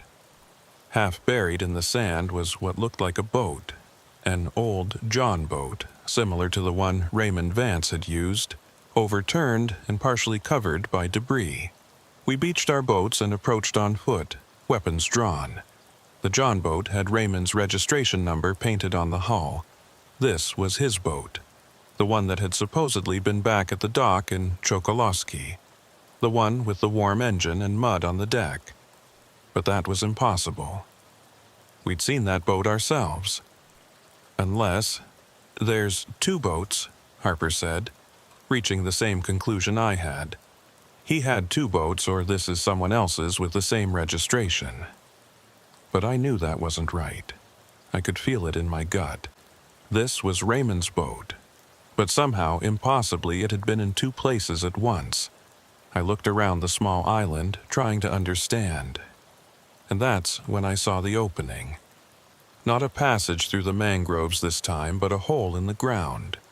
A sinkhole, maybe 6 feet across, descending straight down into darkness. The edges were damp, and there were marks in the sand leading to it. Drag marks, like something heavy had been pulled to the edge and dropped in. "There's a sinkhole here," I called to the others, "and it looks like something went into it recently." We approached the opening carefully. I shone my flashlight into the hole, but the beam only penetrated about 15 feet before the shaft turned and disappeared. The walls were wet, coated with that same glossy substance we'd seen on the mangrove roots, and from somewhere far below, I could hear water dripping, echoing up through the darkness. "This is a cave system," Jade said, kneeling at the edge and examining the rock. "Probably limestone, eroded over thousands of years. It must connect to an underground aquifer." "Can we get down there?" I asked. "Maybe. We'd need climbing gear, lights, probably some kind of breathing apparatus depending on how deep it goes. This isn't something we can do unprepared." But even as she said it, I knew we didn't have time for a proper cave expedition. We had hours of daylight left at most, and once the sun went down, navigating these channels would be nearly impossible. If we were going to find out what was down there, it had to be now. "I'm going down," I said. "Just far enough to see what's there. 5 minutes, then I'm coming back up." Harper started to protest, but I cut him off. "This is why we came here. Raymond Vance was trying to show us something, and these figures led us to this exact spot. Whatever answers we're looking for, they're down there." In the end, we rigged a rope using what climbing gear we had, and I lowered myself into the sinkhole. The descent was treacherous, the walls slick, and the handhold scarce. About 20 feet down, the shaft opened up into a larger cavity, and I found myself in an underground chamber about the size of a small room. My flashlight beam swept across the space, and what I saw made my blood run cold. The chamber was full of things.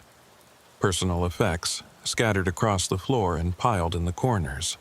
Wallets, keys, pieces of clothing, watches, jewelry. All of it waterlogged and covered in that glossy substance. And among the debris, I saw bones. Human bones, picked clean and arranged in small piles. Raymond Vance wasn't the first to disappear in these waters.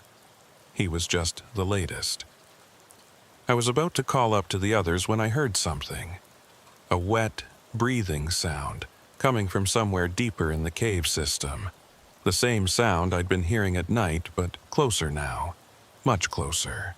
I turned toward the sound, my flashlight beam shaking, and saw movement in a narrow passage leading out of the chamber. Multiple figures moving through the darkness with that same impossible grace. They were coming toward me, emerging from the depths. I didn't wait to see more. I grabbed the rope and shouted for Harper to pull me up. The ascent was frantic, my hands burning on the rope, my feet slipping on the wet stone. Below me, I could hear them moving, could feel the air change as they entered the chamber. I burst out of the sinkhole gasping, and Harper and Deputy Vance dragged me away from the edge. For a moment, we all just stood there, staring at the opening, waiting to see if anything would follow me up. But nothing did. The opening remained dark and still. Whatever those things were, they belonged to the underground. The surface was our territory, not theirs. "What did you see?" Jade asked. I told them. The chamber, the personal effects, the bones, the figures moving through the darkness. By the time I finished, my hands were shaking. "We need to seal that opening," Harper said. "Fill it in, collapse it, something. We can't leave it open." "No," I said. "We need to document it. We need to record what's down there, recover those remains, and figure out how many people have gone missing in these waters over the years. This is bigger than Raymond Vance. This is—" I stopped, because at that moment I understood. The figures weren't attacking us. They weren't threatening us. They were showing us. They'd led us to this place deliberately, had revealed their underground lair, had let us see the evidence of their existence. They wanted us to know. They wanted it documented. But why? The answer came to me as the sun began to set, casting long shadows across the small island. The figures weren't hiding from us. They were warning us. The damaged crab traps, the mysterious sightings, the disappearances. It was all a message. This is our territory. This is our domain. And if you come here, if you disturb us, you won't leave. Raymond Vance had discovered this truth. He'd found evidence of them, had gotten too close, and they'd taken him. Not out of malice, but as a consequence, like an animal defending its territory.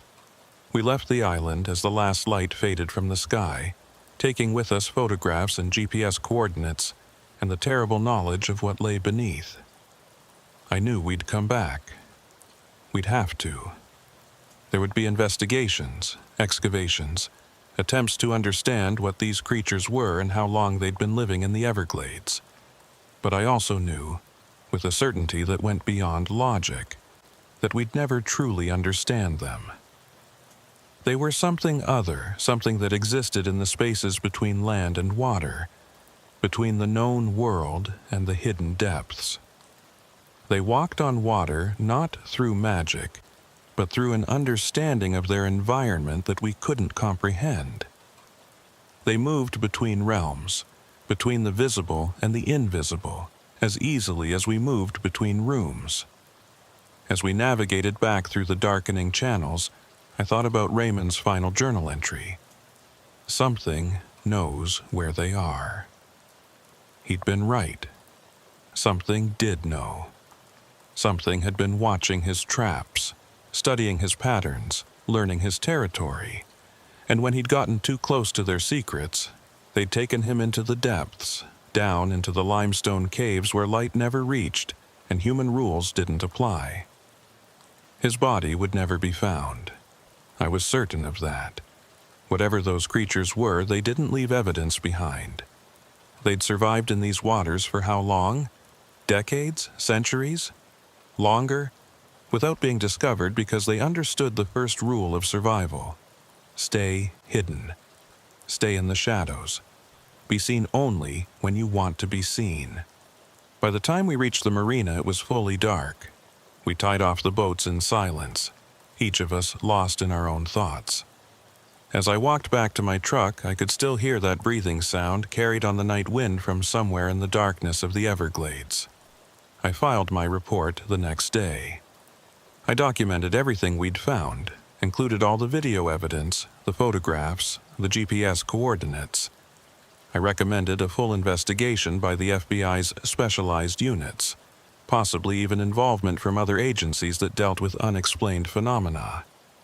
But I also knew, deep down, that no amount of investigation would give us real answers. Some mysteries aren't meant to be solved. Some things exist in the margins of our understanding, just beyond the reach of science and logic. Raymond Vance had learned that truth in his final hours, and now, so had I. I left Collier County 3 days later, driving north on I-75 through the vast emptiness of the Everglades. In my rearview mirror, I could see the storm clouds gathering over the 10,000 islands, dark and heavy with rain. And somewhere beneath those clouds, in the black water and twisted mangroves, the figures continued their silent vigil, walking on water that was never quite solid, moving through shadows that were never quite empty, breathing in rhythm with the tide and the wind and the slow, patient heartbeat of the swamp itself. I never found out what happened to Raymond Vance's body. The case was officially listed as missing person, presumed deceased. His boat, the one we found on the island, was recovered and returned to his estate. The sinkhole was mapped and photographed, but a planned excavation was postponed indefinitely due to safety concerns and budget limitations. The damaged crab traps were collected and stored in evidence. The video footage was analyzed by experts who could offer no explanation for what they showed. The case file grew thick with reports and theories and unanswered questions. But I know the truth. I saw it with my own eyes, felt it in my bones. The Everglades are deeper than any map can show. And in those depths, things live that we were never meant to find. Sometimes, late at night, I still hear that breathing sound. Even though I'm hundreds of miles away, even though I'm safe in my apartment in Tampa, I hear it. A low, rhythmic sound, like the tide coming in, like something vast and patient, waiting in the darkness. And I know, with absolute certainty, that they're still out there, still walking on water, still watching from the shadows, still protecting their territory in the only way they know how. The case of Raymond Vance remains open, but some cases I've learned are meant to stay that way. Some doors, once opened, can never truly be closed, and some mysteries are better left in the dark water and the twisted roots where they belong, where they've always belonged.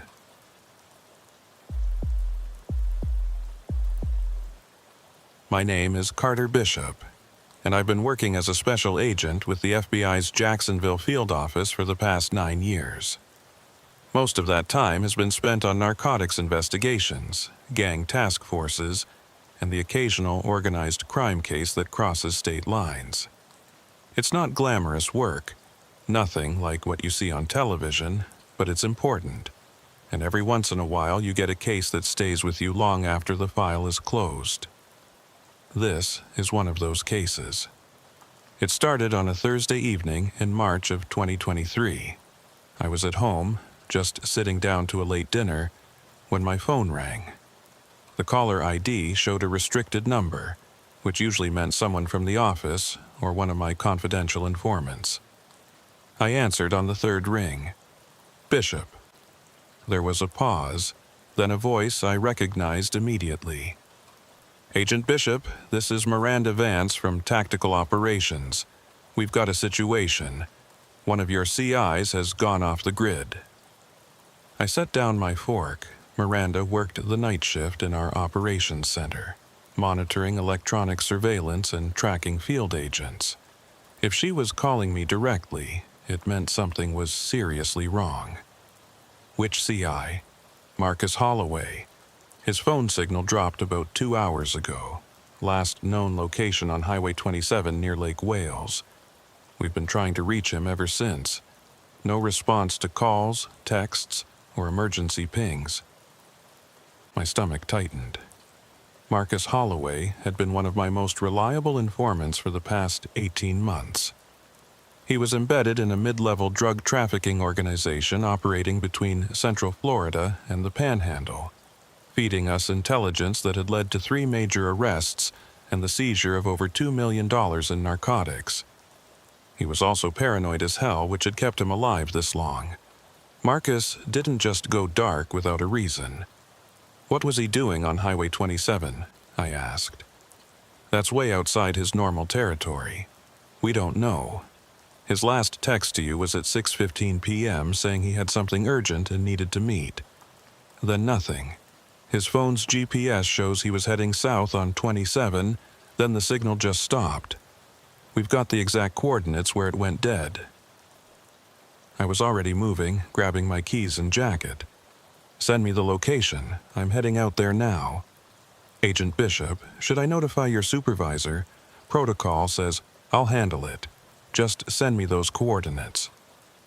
The drive from Jacksonville to Lake Wales normally takes about 3 hours, but I made it in 2.5, pushing my bureau-issued sedan well past the speed limit on I-10 and then down through the rural highways of Central Florida.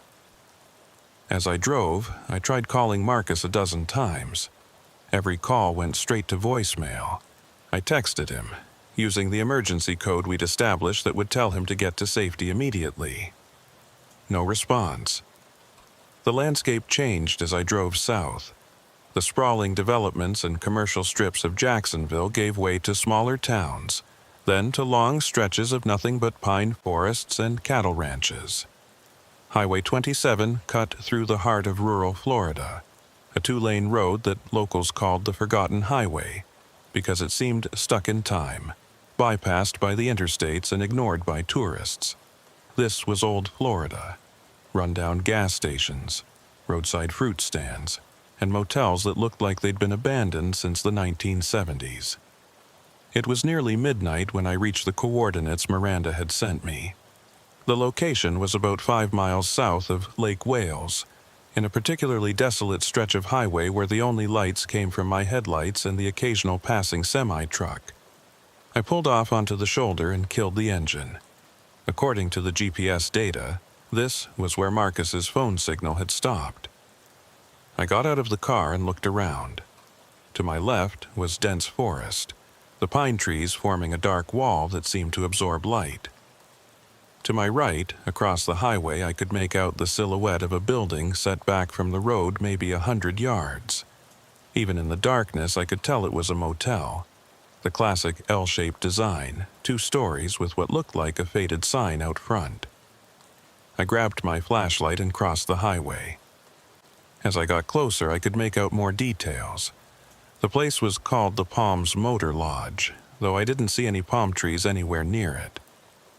The sign out front was dark, the neon tubes either broken or deliberately turned off. The parking lot was cracked asphalt with weeds growing through, and most of the windows were either boarded up or covered with yellowed curtains. The place looked abandoned. But as I swept my flashlight across the property, I noticed something that made me pause. There were tire tracks in the dirt near the entrance, fresh ones, made within the last few hours. And near what looked like the motel office, I could see a faint light coming from inside. Someone was here, or had been recently. I approached the office carefully, my hand resting on the Glock at my hip. The door was unlocked, hanging slightly ajar. I pushed it open with my foot and stepped inside, flashlight raised. "FBI, anyone here?" The office was small and musty, smelling of mildew and old cigarette smoke. There was a reception desk with an ancient computer monitor and a rack of keys hanging on the wall behind it. The light I'd seen was coming from a small lamp on the desk, turned down low. Everything was covered in a thin layer of dust, but I could see recent disturbances. Handprints on the desk, footprints in the dust on the floor. Someone had been here very recently, and judging by the size of the footprints, it was more than one person. On the desk, I found a guest registry book, the old-fashioned kind with handwritten entries. I flipped it open to the most recent page. The last entry was dated today, March 23rd, 2023, at 6:47 p.m. The handwriting was shaky, hurried. M. Holloway, room 214. My pulse quickened. Marcus had checked into this motel about 5 hours ago. But why? He'd never mentioned this place before, and it was way off the beaten path from his usual haunts. And where was he now? I pulled out my phone and called Miranda. "I'm at a motel on Highway 27, place called the Palms Motor Lodge. Marcus checked in here a few hours ago, room 214. I'm going to check it out. Be careful, Agent Bishop, and keep your phone on. I'll monitor your location." Copy that. I left the office and climbed the exterior stairs to the second floor. The walkway was concrete, with metal railings that were rusted and loose in places. Most of the doors had numbers hanging crooked or missing entirely. I moved along the walkway, counting rooms, until I reached what should have been 214. The door was there, the number clearly visible. But something was wrong. The door was slightly open, just like the office had been, and I could see scratch marks around the lock as if someone had forced their way in, or forced their way out. I drew my weapon and pushed the door open slowly. "Marcus, it's Bishop. You in there?" No response. The room beyond was dark. I clicked on my flashlight and swept the beam inside. The room was small and sparse, exactly what you'd expect from a cheap roadside motel. A queen bed with a faded floral bedspread, a nightstand with a broken lamp, a dresser with a TV from the 1990s sitting on top. The carpet was stained and threadbare, and the wallpaper was peeling near the ceiling. But what caught my attention immediately was the condition of the room. It had been torn apart. The mattress was half off the bed, the sheets pulled away and twisted. The dresser drawers were open, contents spilled onto the floor. The bathroom door was hanging at an angle, one hinge torn from the frame. And there were marks on the walls, long, deep scratches, as if someone had clawed at the plaster. But no blood, no signs of violence beyond the destruction. And no Marcus. I holstered my weapon and began a careful search of the room, documenting everything with my phone's camera. On the nightstand, I found Marcus's phone, an iPhone in a distinctive red case. The screen was cracked, and when I tried to turn it on, nothing happened. Dead battery, or maybe damaged in whatever struggle had happened here. I bagged the phone as evidence and continued searching. In the bathroom, I found Marcus's wallet sitting on the edge of the sink, his ID and cash still inside. His car keys were on the floor near the bed. Everything he would have needed to leave was still here, which meant either he'd left in a hurry without his belongings, or something had prevented him from taking them. As I was photographing the scratches on the wall, I heard something. A faint sound coming from somewhere nearby. It sounded like voices, muffled and distant, as if coming through the walls. I moved to the door and stepped back out onto the walkway. The sound was louder out here. It was coming from further down the walkway, from one of the other rooms. I moved toward it slowly, trying to pinpoint the exact source. As I got closer to room 218, the sound became clearer. It was definitely voices. 2 people, maybe more, speaking in low tones. I couldn't make out the words, but the rhythm sounded like conversation. I approached room 218 and knocked on the door. "FBI, open the door!" The voices stopped immediately. For a moment, there was complete silence. Then I heard movement inside. Footsteps, rapid and light, moving away from the door. I tried the handle. Locked. I said, "FBI, open this door now or I'm coming in." No response. The footsteps had stopped, and now there was nothing but silence. I considered kicking in the door, but something made me hesitate. The hair on the back of my neck was standing up, and I had the distinct feeling that I was being watched. Not from inside the room, but from somewhere else, somewhere nearby. I turned and looked down the walkway. The other rooms were dark, their doors closed, their windows either boarded up or covered. But I could swear I saw movement in one of the windows, room 226, at the far end of the building. Just a flicker, like someone stepping back from the glass. I called out again. "This is the FBI. I need everyone to exit their rooms with their hands visible." Nothing. The entire motel remained silent and still, but I knew I wasn't alone here. I could feel it, the same instinct that had kept me alive in more dangerous situations than I could count. There were people in this place, hiding in those dark rooms, watching me. But why? I pulled out my phone and called for backup. The nearest sheriff's deputy was at least 20 minutes away, but I wanted officers on scene before I searched any more rooms. As I waited, I walked back to room 214 and conducted a more thorough search, looking for anything that might tell me what Marcus had been doing here. In the trash can, I found a crumpled receipt from a gas station about 10 miles north on Highway 27. It was dated today, 6:22 p.m., about 25 minutes before Marcus checked into the motel. He'd bought gas and a bottle of water, nothing unusual, but written on the back of the receipt, in Marcus's handwriting, was a note.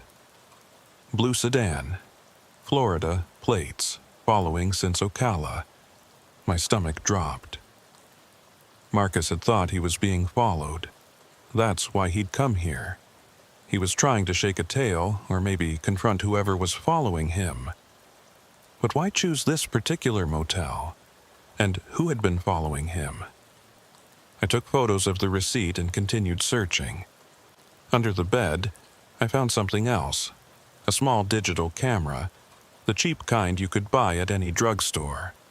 The lens was cracked, but when I turned it on, it still functioned. The memory card showed 15 photos, all taken within the last few hours. I scrolled through them quickly. The first few photos showed the interior of a car. Marcus's car, judging by the steering wheel I recognized. He'd been documenting his drive south on Highway 27, taking photos every few miles. Then there were several photos of the highway itself, zoomed in on a vehicle behind him. A blue sedan, just like he'd written on the receipt. The license plate was visible in one of the photos. Florida tags, starting with QRT. The next photos showed the exterior of the Palms Motor Lodge taken from the parking lot. Marcus had been documenting the place before he checked in, and the final 3 photos showed something that made my blood run cold. They were taken from inside room 214, looking out through the window. The angle suggested Marcus had been standing at the window, watching the parking lot. In the first photo, I could see the blue sedan parked near the office. In the second photo, 2 figures were walking from the sedan toward the motel. They were too far away, and the light was too poor to make out details, but they were clearly adults, both wearing dark clothing. The third photo was the most disturbing. It showed the same two figures, but now they were much closer, standing just outside the window, looking up at room 214, looking directly at the camera. Their faces were obscured by shadow and poor image quality, but there was something wrong about their proportions. The heads seemed slightly too large, the bodies slightly too thin. It could have been a trick of the angle or the lighting, but it made me deeply uneasy. I saved the photos to my phone and put the camera in an evidence bag. Outside, I could hear the approaching sirens of the sheriff's deputies. Help was arriving. But I had a feeling that whatever had happened here, we were already too late. 2 deputies from the Polk County Sheriff's Office arrived within minutes of each other. I briefed them quickly on the situation. Missing federal informant, room torn apart, evidence of other occupants in the motel, possible hostile individuals on the property. We agreed to conduct a systematic search of every room, starting with the ones that showed signs of recent activity. Room 218, where I'd heard the voices, was first. One of the deputies kicked in the door, and we swept in with weapons drawn. The room was empty, completely empty. No furniture, no personal effects, nothing. The walls were bare plaster, the floor bare concrete. It looked like the room had never been finished, or had been stripped down to the studs at some point and never rebuilt. But I'd heard voices in here. I was certain of it. The deputy and I exchanged looks. "Could the sound have been coming from another room?" he asked. "Sound carries weird in these old buildings." "Maybe," I said, but I didn't believe it. The voices had been clear, distinct, coming from this specific room. Yet there was no evidence anyone had been here in months, maybe years. We continued down the walkway, checking each room. Most were in similar condition, either abandoned and empty, or locked with no response to our knocking. We found no other people, no signs of recent habitation. It was as if the entire motel was a ghost town, except for room 214 where Marcus had checked in. When we reached room 226, the one where I thought I'd seen movement in the window, the door was already open. Inside, we found an old television on a dresser, still plugged in but turned off. The bed was made, the room tidy. It looked like it was being maintained, as if waiting for a guest, but there was no one here. No luggage, no personal items, nothing. "This place is giving me the creeps," one of the deputies muttered. "Who the hell is running this motel?" That was a good question. We headed back downstairs to the office. The desk was still as I'd left it. The guest registry open to the page showing Marcus's check-in. But now I noticed something I'd missed before. The handwriting for the entries above Marcus's, going back several months, was all the same. The same handwriting, the same pen, as if one person had written all of them. But the names and dates were different. Supposedly different guests checking in on different days. It didn't make sense. Unless someone was fabricating guest records. But why? I was examining the registry more closely when I noticed something else on the desk. A small security monitor, partially hidden behind the old computer. It was turned off, but when I pressed the power button, it flickered to life. The screen showed 4 camera feeds, cycling every few seconds. Camera 1 showed the parking lot. Camera 2 showed the walkway on the second floor. Camera 3 showed the office interior. I could see myself standing at the desk. And camera 4 showed what looked like a hallway or corridor with several doors visible. But I didn't recognize the location. It didn't match any part of the motel I'd seen so far. "Where's this hallway?" I asked the deputies. They looked at the monitor. "Don't know. We didn't see anything like that when we searched the building." I cycled through the camera feeds again, paying closer attention to camera 4. The hallway was dimly lit, with old-fashioned sconce lights on the walls. The carpet was dark red, and the walls were covered in outdated wallpaper. At the far end of the hallway, I could just make out a door with a number on it. The image was grainy, but it looked like 214. "That's Marcus's room," I said. But we entered from the outside, from the walkway. "This looks like an interior hallway." "Maybe there's a second entrance," one of the deputies suggested. "An interior stairway or something." We searched the office and found a door marked "Staff Only" behind the front desk. It was locked, but the deputy had a crowbar in his patrol car, and we used it to force the door open. Beyond was a narrow stairway leading up into darkness.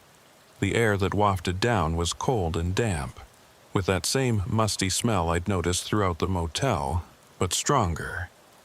I clicked on my flashlight and started up the stairs, the two deputies close behind me. The stairway was steep and creaky, the old wood groaning under our weight. At the top was another door, also unlocked. I pushed it open and found myself in a hallway that matched exactly what I'd seen on the security monitor. Dark red carpet, outdated wallpaper, dim sconce lights. And at the far end, I could see room 214. But this didn't make sense. We'd already been in room 214, entered from the exterior walkway. How could there be a second entrance, an interior hallway that we'd somehow missed? We walked down the hallway slowly, our flashlights sweeping left and right. There were other doors here, other room numbers. Room 212, 213, 214, 215. They were all along the same corridor, arranged in a straight line. But when we'd searched from the outside, the rooms had been arranged in an L shape along the walkway. I stopped at room 214 and tried the handle. Locked. I knocked. "Marcus? If you're in there, it's Bishop. Open up." No response. I looked at the deputies. "This door should open to the same room we searched earlier, but it's locked from this side." We forced the door open. The room beyond was dark. I swept my flashlight inside, expecting to see the same torn-apart room I'd documented earlier. The bed askew, the dresser ransacked, the bathroom door hanging loose. Instead, I saw something completely different. The room was pristine. The bed was made, the sheets crisp and white. The dresser was closed, nothing on top. The bathroom door was intact, hanging straight on its hinges, and sitting on the nightstand was a telephone, the old-fashioned kind with a rotary dial. "What the hell?" one of the deputies whispered. "This isn't the same room." But it had to be. The number on the door was 214, the same room Marcus had checked into, the same room I'd searched less than an hour ago. Yet it looked nothing like what I'd seen before. I stepped inside carefully, my weapon drawn. The room felt different too. Colder, quieter, as if sounds were being absorbed by the walls. On the nightstand, next to the telephone, I found a piece of paper. A handwritten note, in Marcus's distinctive scrawl. "Bishop, if you're reading this, I'm sorry. I shouldn't have come here. They knew I was coming. They've been waiting.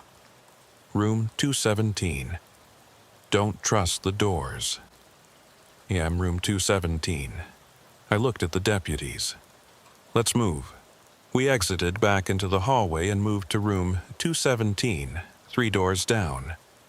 This door was already open, hanging slightly ajar, just like all the others had been.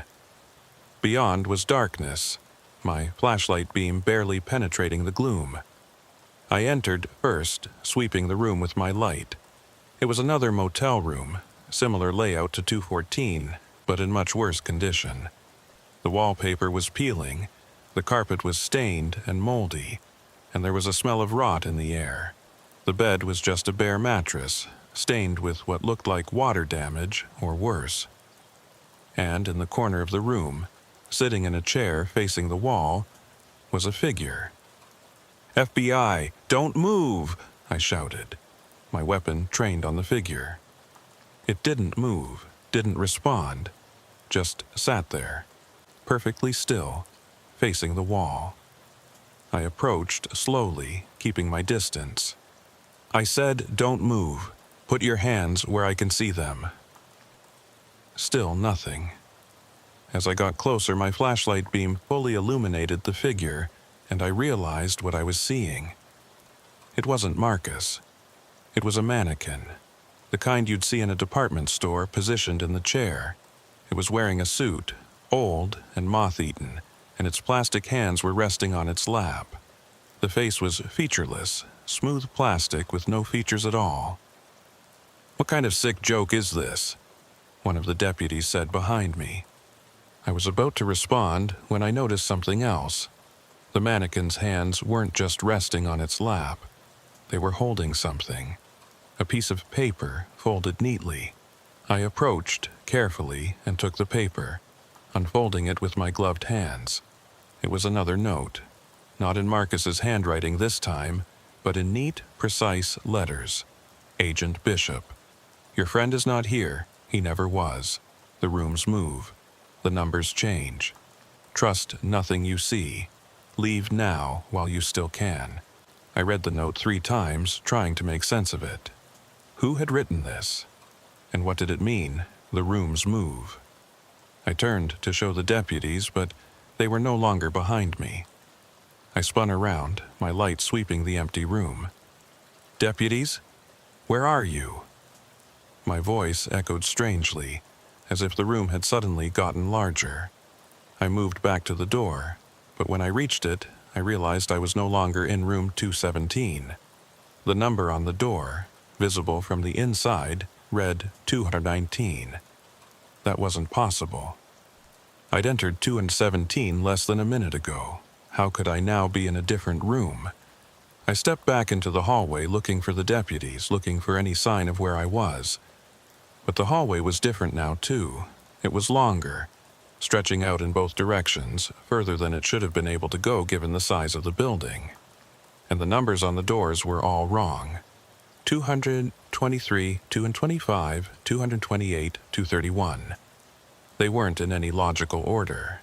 I pulled out my phone to call for backup, but there was no signal. Not even one bar.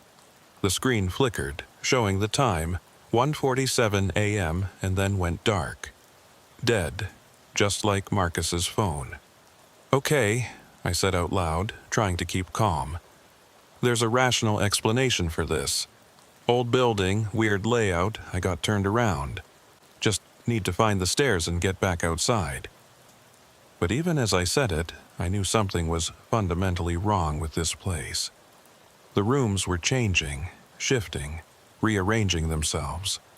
Or maybe I was moving through them in a way that defied normal geometry. Either way, I needed to get out. Now. I started down the hallway, looking for the stairs I'd used to come up. But every door I passed was numbered in that same illogical sequence. And behind each door, I could hear sounds. Whispers, footsteps, the creak of bed springs, the hiss of old pipes.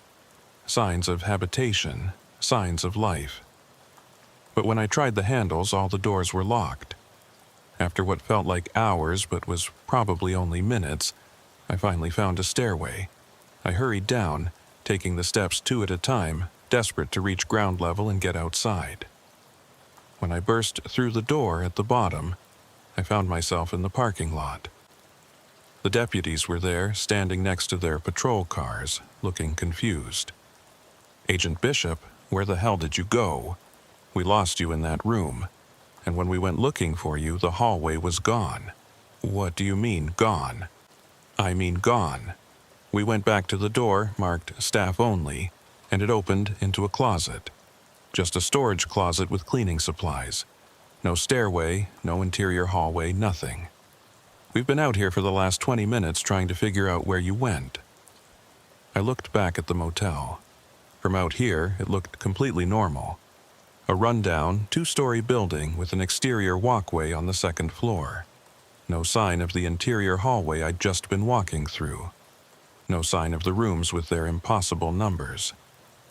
"Did you see anyone else come out?" I asked. "No one. Place is dead quiet. What happened up there?" I didn't know how to answer that. I didn't know what had happened. All I knew was that Marcus was missing.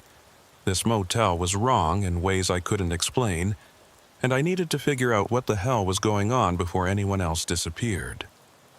"We're not done here," I said. "Not by a long shot."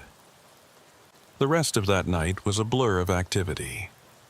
We sealed off the Palms Motor Lodge as a potential crime scene, called in additional units from the sheriff's office, and set up a command post in the parking lot.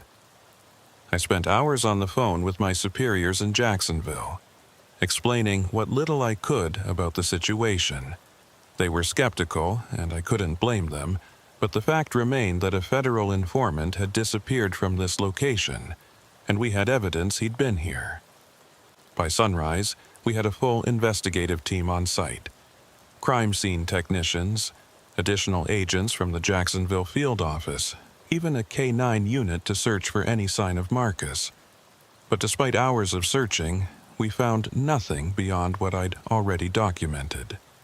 No additional evidence, no witnesses, no trace of where Marcus had gone.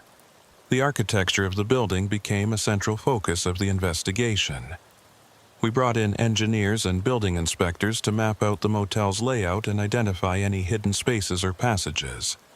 What they found was both mundane and deeply troubling. According to the original building plans filed with Polk County in 1968, the Palms Motor Lodge was a simple 2-story structure with 20 rooms total, 10 on each floor, arranged in an L shape. There was no interior hallway mentioned in the plans. No staff stairway. The only access to the second floor was via exterior stairs at each end of the building. But when the engineers actually measured the building, they found discrepancies. The interior dimensions didn't match the exterior dimensions. There was space, several hundred square feet of it, that couldn't be accounted for.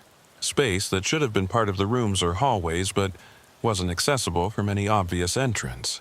"It's like someone built a false wall," one of the engineers explained, showing me his measurements on a tablet. "See here? This is the exterior wall of room 214, and this is where our measurements say the interior wall should be. There's a gap of about 8 feet between them. That space has to be somewhere, but we can't find how to access it. Could it be crawl space? Utility access? Not likely. It's too big, and there's no documentation of it in the plans. Plus, when we used thermal imaging, we detected heat signatures in that space. Could be old pipes or electrical, but..." He paused, looking uncomfortable. "Or it could be something else." Something else became the focus of our investigation for the next several days. We obtained a warrant to conduct a more invasive search of the property, including permission to break through walls if necessary. What we found confirmed my worst suspicions about this place. Behind the wall of room 214, we discovered a narrow passage, barely 2 feet wide, running parallel to the exterior rooms. It was lined with cheap paneling and lit by a string of bare light bulbs that flickered erratically.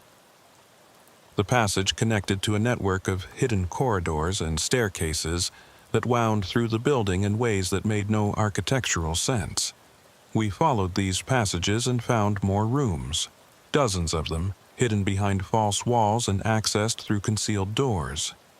Some were furnished like normal motel rooms, complete with beds and furniture. Others were empty, just bare walls and concrete floors.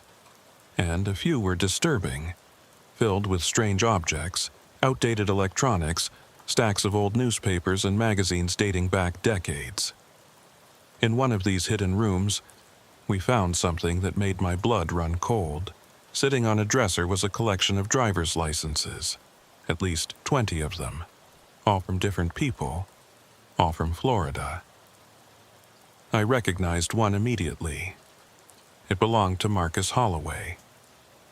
I bagged it as evidence and kept searching. In the drawer beneath where the licenses had been sitting, we found more personal effects: wallets, keys, jewelry, phones, all belonging to different people. All suggesting that Marcus wasn't the first person to disappear from this motel. He was just the latest. We cross-referenced the names on the licenses with missing person reports going back 20 years. Of the 21 IDs we found, 14 belonged to people who had been reported missing in Central Florida between 2003 and 2023. Most had last been seen somewhere along Highway 27. None had ever been found. The case exploded after that. What had started as a simple search for a missing informant became a major investigation into a possible serial kidnapping operation. The FBI's evidence response team took over the scene, cataloging everything we found. We interviewed anyone who might have information about the motel's history: former employees, local business owners, people who lived nearby. What we learned painted a disturbing picture. The Palms Motor Lodge had been in continuous operation since 1968, though ownership had changed hands several times over the decades. The current owner, according to county records, was a holding company based in Miami called Evergreen Properties, LLC. But when we tried to contact them, we hit a dead end. The company existed on paper but had no active offices, no employees we could identify, and no contact information beyond a P.O. box that hadn't been checked in years. The last confirmed manager of the motel was a man named Everett Maddox, who had run the place from 1985 until approximately 2015. But when we tried to locate Maddox, we found he'd died in 2017 from natural causes. His death certificate listed his residence as the Palms Motor Lodge, room 108, one of the ground floor rooms. We searched that room and found it empty, just like most of the others. But we did find something interesting in the office. In a locked filing cabinet, we discovered guest registries going back to 1995, 28 years of handwritten records. And as I'd suspected that first night, all the entries were in the same handwriting. Hundreds of names, thousands of check-ins, all written by the same person. Presumably Everett Maddox, though we'd need a handwriting expert to confirm it. I spent an entire day going through those registries, cross-referencing names with missing person reports and trying to find patterns. What I found was chilling. Of the approximately 3,000 guests who had supposedly checked into the Palms Motor Lodge between 1995 and 2023, at least 47 matched the names and approximate dates of people who had been reported missing in Florida. 47 people. All vanished from this stretch of highway. All last seen near this motel. But here's what didn't make sense. If this was a serial kidnapping operation, where were the bodies? We'd searched every inch of the property, used ground-penetrating radar to scan for burial sites, brought in cadaver dogs to search the surrounding woods. Nothing. No graves, no remains. No forensic evidence of violence beyond the torn-up room 214 where Marcus had checked in. It was as if these people had simply ceased to exist the moment they entered the Palms Motor Lodge. On the fourth day of the investigation, I received a call from an analyst at FBI headquarters in Washington. She'd been reviewing the case file and had found something interesting in the architectural surveys. Agent Bishop, I've been looking at the thermal imaging and structural scans of the motel, and there's something off about the interior spaces. The dimensions keep changing. What do you mean, changing? I mean, the scans we took on day 1 don't match the scans from day 3. The hidden passages you found? They're in different locations now. Rooms that showed up as sealed on Monday are accessible on Wednesday, and some of the spaces that were accessible on Tuesday are now showing as solid walls. I thought about what I'd experienced that first night. The hallways that seemed to shift and change. The room numbers that didn't make sense. The way I'd entered 217 and somehow ended up in 219. You're saying the building is physically changing? I asked, though I could barely believe I was asking such a question. I'm saying the measurements are inconsistent, which either means our equipment is malfunctioning or... She paused. Or something very strange is happening with that building's interior structure. I think you need to bring in specialists, engineers who deal with unusual architectural phenomena, maybe even researchers who study anomalous spaces. After that call, I went back to the motel alone. It was late afternoon, the sun starting to dip toward the horizon, casting long shadows across the parking lot. Most of the investigation team had wrapped up for the day, leaving just a few technicians working in the office and a patrol car outside for security. I walked up to the second floor and stood on the walkway, looking at room 214. The door was open, sealed with crime scene tape, but otherwise unchanged. I ducked under the tape and stepped inside. The room looked exactly as it had that first night. Mattress askew, dresser ransacked, bathroom door hanging loose. We'd documented and photographed everything, collected what little evidence there was. But standing here now, in the fading light, I noticed something we'd missed. On the wall opposite the bed, near the ceiling, there was writing. Faint, scratched into the plaster with something sharp. It was hard to see unless the light hit it at just the right angle, which explained why we'd missed it during the initial search. I pulled out my flashlight and shone it directly at the wall. The writing was a list of numbers. Room numbers, I realized. And next to each number was a date, 214, 3/23/23, 2/17, 3/23/23, 2/19, 3/24/23, 2/26, 3/24/23, 2/31, 3/25/23. Today's date was March 27th. The last entry was dated 2 days ago. These weren't old markings, they were fresh, and the handwriting looked like Marcus's. Had Marcus made it back to this room after that first night? Had he been moving through the building, tracking which rooms he'd been in and when? And if so, where was he now? I photographed the writing and sent it to the analysis team. Then I stood there in the empty room, thinking.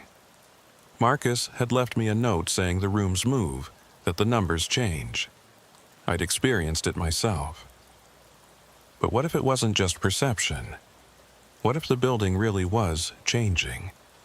Rearranging its interior spaces according to some pattern or logic we didn't understand. I pulled out my notebook and sketched out the room numbers Marcus had written down. 214, 217, 219, 226, 231.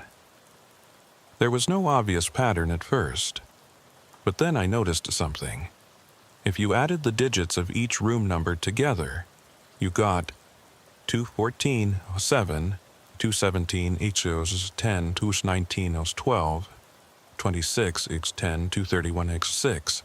Still no obvious pattern. But what if it wasn't about the sum of the digits? What if it was about the sequence itself? I looked at the gaps between the room numbers.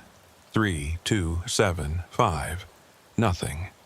I tried other combinations, other mathematical relationships, but nothing clicked. I was missing something, some key that would help me understand how this place worked. As I was puzzling over this, my phone buzzed. A text from Miranda in the operations center. Agent Bishop, we've got something. Building records show the Palms Motor Lodge was built on the site of an older structure. A hospital that burned down in 1967. Might be relevant. A hospital. I texted back. What kind of hospital? Psychiatric facility. State-run. Closed in 1965 after allegations of patient abuse. Building sat empty for 2 years before the fire. That explained a lot. Old psychiatric hospitals had a well-documented history of unusual architecture.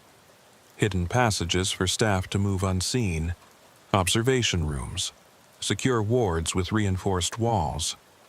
If the Palms Motor Lodge had been built using some of the old hospital's foundation or infrastructure, it might have inherited those hidden spaces. But it didn't explain the changing layout. It didn't explain how I'd entered one room and ended up in another.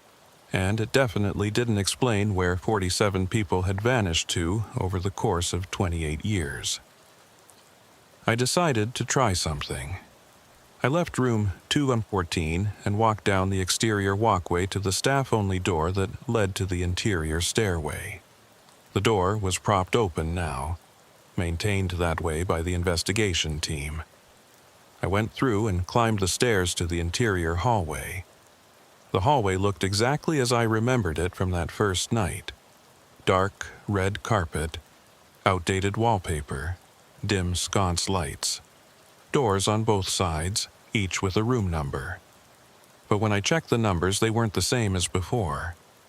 Last time, I'd seen 212, 213, 214, 215 in sequence. Now the numbers read 208, 215, 223, 229. I pulled out my phone and took photos of each door, noting the numbers. Then I walked to the far end of the hallway and found another door marked Exit. When I pushed through it, I found myself in a different stairway from the one I'd used to come up. This one was narrower, darker, with concrete steps instead of wood. I descended carefully, my flashlight beam showing nothing but bare walls and shadows. At the bottom was another door, which opened into what I expected to be the parking lot or maybe the office. Instead, I found myself in another hallway. This one was different from the others. The carpet was green instead of red, the walls were painted instead of papered, and the lighting was brighter, fluorescent tubes running along the ceiling. The doors here had numbers, but they were 3 digits instead of room numbers: 305, 311, 318, 326. The wrong format entirely. These weren't motel rooms, they were something else. I tried the handle of door 305, locked like all the others had been. But through the frosted glass window in the door, I could see movement inside. Shadows passing back and forth. "Hello?" I called out, knocking on the glass. "FBI, is anyone in there?" The shadows stopped moving. For a moment, there was silence. Then I heard a voice muffled by the door but clear enough to understand. "Agent Bishop." My heart nearly stopped. I knew that voice. It was Marcus. "Marcus? Marcus, is that you?" "Yeah, it's me, Jesus, Bishop. How did you find me? How did you get down here? Down where? Marcus, where are you?" "I don't know. 3rd floor, maybe? Or basement? I've lost track. But Bishop, you need to get out of here. This place, it's not right. The doors don't lead where they should. The rooms keep changing. I've been trying to find a way out for days, but every time I think I've found an exit, I end up somewhere else in the building." Days. Marcus had been missing for 4 days now. If he'd been trapped in this place the whole time, living in these impossible hallways, it would explain why we hadn't found him. "Marcus, I'm going to get you out. Can you unlock this door from your side?" "I've tried. It won't open. None of them will. I think they're controlled somehow, locked from somewhere central. But Bishop, there's something else. I'm not alone down here. There are others. Other people trapped in other rooms.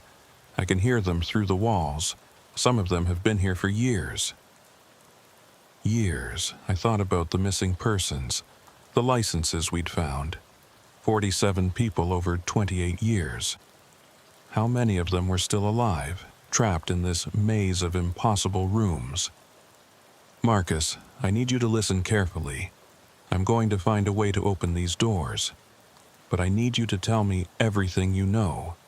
How did you end up here? What happened that first night?" "I was being followed. I told you that in the text. Blue sedan, 2 people inside. I thought they were connected to the drug ring, so I tried to shake them.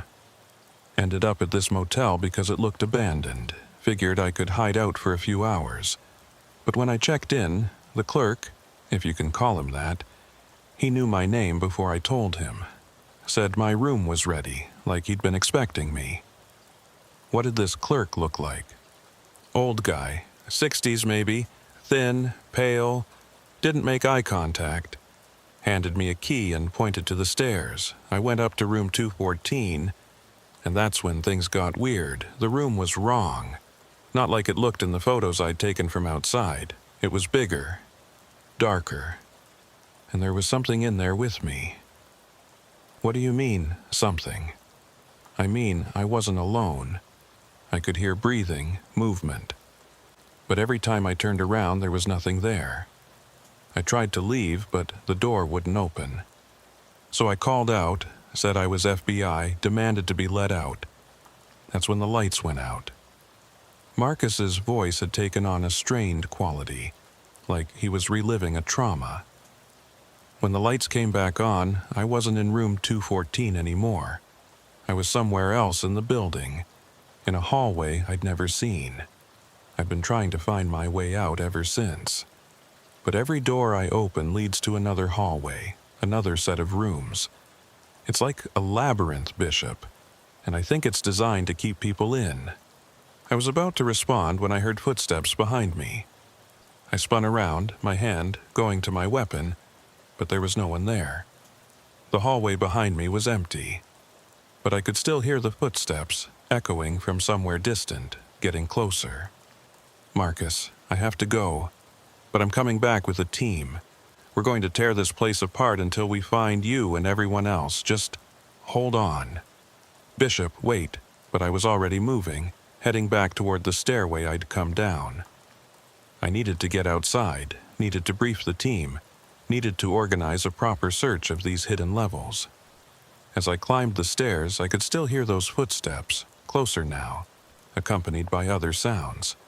Doors opening and closing, whispers in the walls.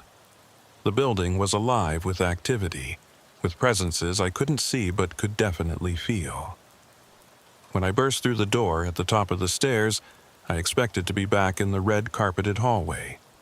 Instead, I found myself in the parking lot, standing about 20 feet from the motel office. It was fully dark now, the parking lot illuminated by a single flickering streetlight. The patrol car that had been there was gone. The investigation team was gone. I was completely alone. I pulled out my phone. 9:47 p.m. I'd been inside for over 4 hours, though it had felt like minutes, and I had 17 missed calls from Miranda and my supervisor. I called Miranda first. She answered on the first ring. "Agent Bishop, where the hell have you been? We've been trying to reach you for hours. The team said you went up to the second floor and never came back. We searched everywhere. I found Marcus. He's alive, trapped somewhere in the building. Third floor, or maybe basement, I'm not sure. We need to get back in there with a full team and equipment. Cutting tools, thermal imaging, everything." "Bishop, slow down. What third floor? The building only has 2 stories. No, there's more. Hidden levels, connected by staircases. The building is bigger on the inside than it looks from outside. I know how that sounds, but it's true. Marcus has been trapped in there for days, and he says there are others." There was a long pause. Then Miranda said very carefully, "Agent Bishop, we need to pull you off this case. You're not thinking clearly. You've been under a lot of stress. I'm not crazy, Miranda. I found Marcus. I spoke to him through a door on the 3rd floor. He told me what happened. Bishop, listen to me. There is no 3rd floor. The building has been completely mapped. We've used ground-penetrating radar, thermal imaging, structural scans. There are 2 floors of rooms, some hidden passages, and that's it. There's nowhere else Marcus could be. Then explain how I was just talking to him 5 minutes ago. I can't. But I can tell you that your GPS tracker shows you've been standing in the parking lot for the last 4 hours. Not moving, not going in or out of the building, just standing in the same spot." I looked down at my phone. The GPS app was open, showing my location as a blue dot in the motel parking lot. And according to the history, I'd been in that exact spot since 5:47 p.m. But that was impossible. I'd been inside the building. I'd climbed stairs, walked through hallways, spoken to Marcus through a locked door. I had photos on my phone to prove it. The room numbers, the scratched writing on the wall.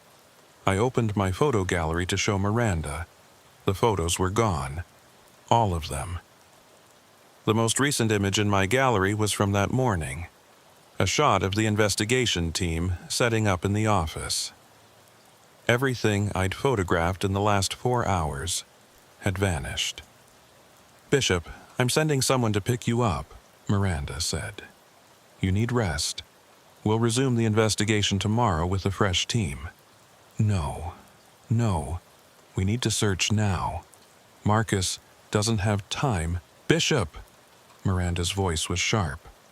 "Stand down. That's an order. We'll resume in the morning." She hung up. I stood there in the empty parking lot staring at the dark bulk of the Palms Motor Lodge, knowing with absolute certainty that Marcus was somewhere inside that building, trapped in rooms that shouldn't exist, in hallways that moved and changed. And no one would believe me. I was about to go back inside anyway, orders be damned, when headlights swept across the parking lot. A Bureau sedan pulled up next to my car, and Agent Harper Monroe got out. Harper was a colleague from Jacksonville, a solid investigator I'd worked with on several cases. "Bishop, you okay?" he asked, approaching with visible concern. "Miranda called me, said you were showing signs of mental stress." "I'm fine. I found Marcus." "Where?" "Inside, hidden levels.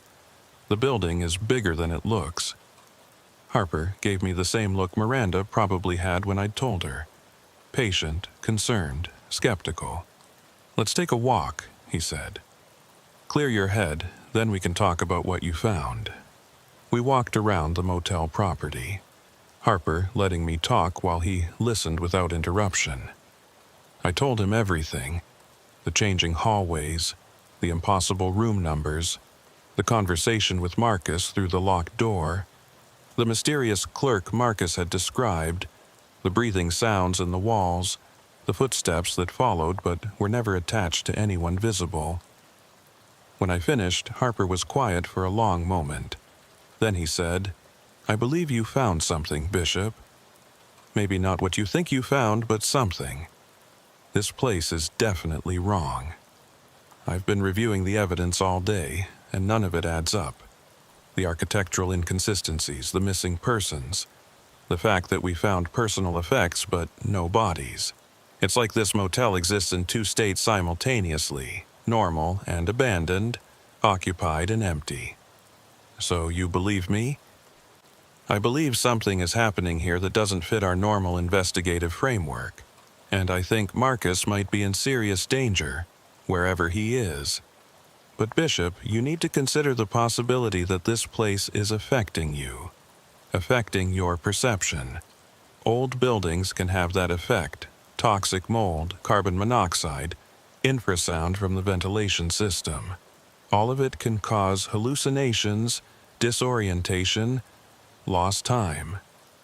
You think I imagined talking to Marcus? I think you experienced something, and your mind interpreted it as talking to Marcus. But whether that actually happened in physical reality..." He shrugged. "I don't know. And until we figure out what's going on with this building, I think it's best if you keep your distance. Let the tech team handle it.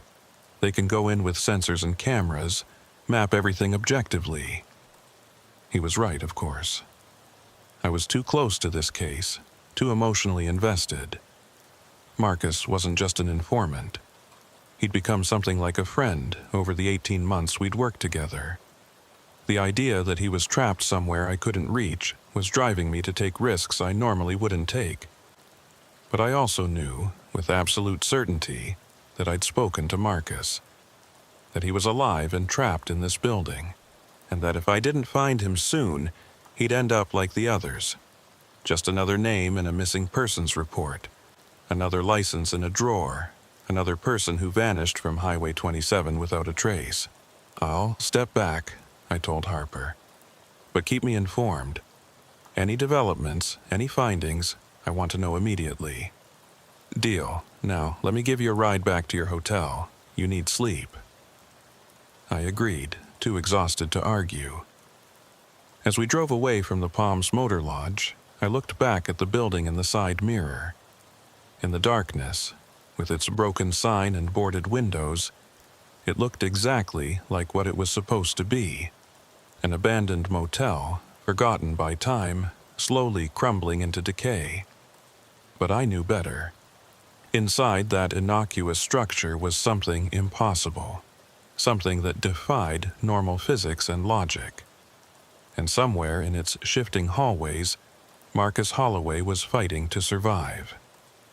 I spent the next 2 days on forced leave, ostensibly to rest and recover from what my superiors were calling investigative stress. But I couldn't rest. Every time I closed my eyes, I saw those hallways, those room numbers that didn't make sense. I heard Marcus's voice through that locked door, desperate and scared. So instead of resting, I researched.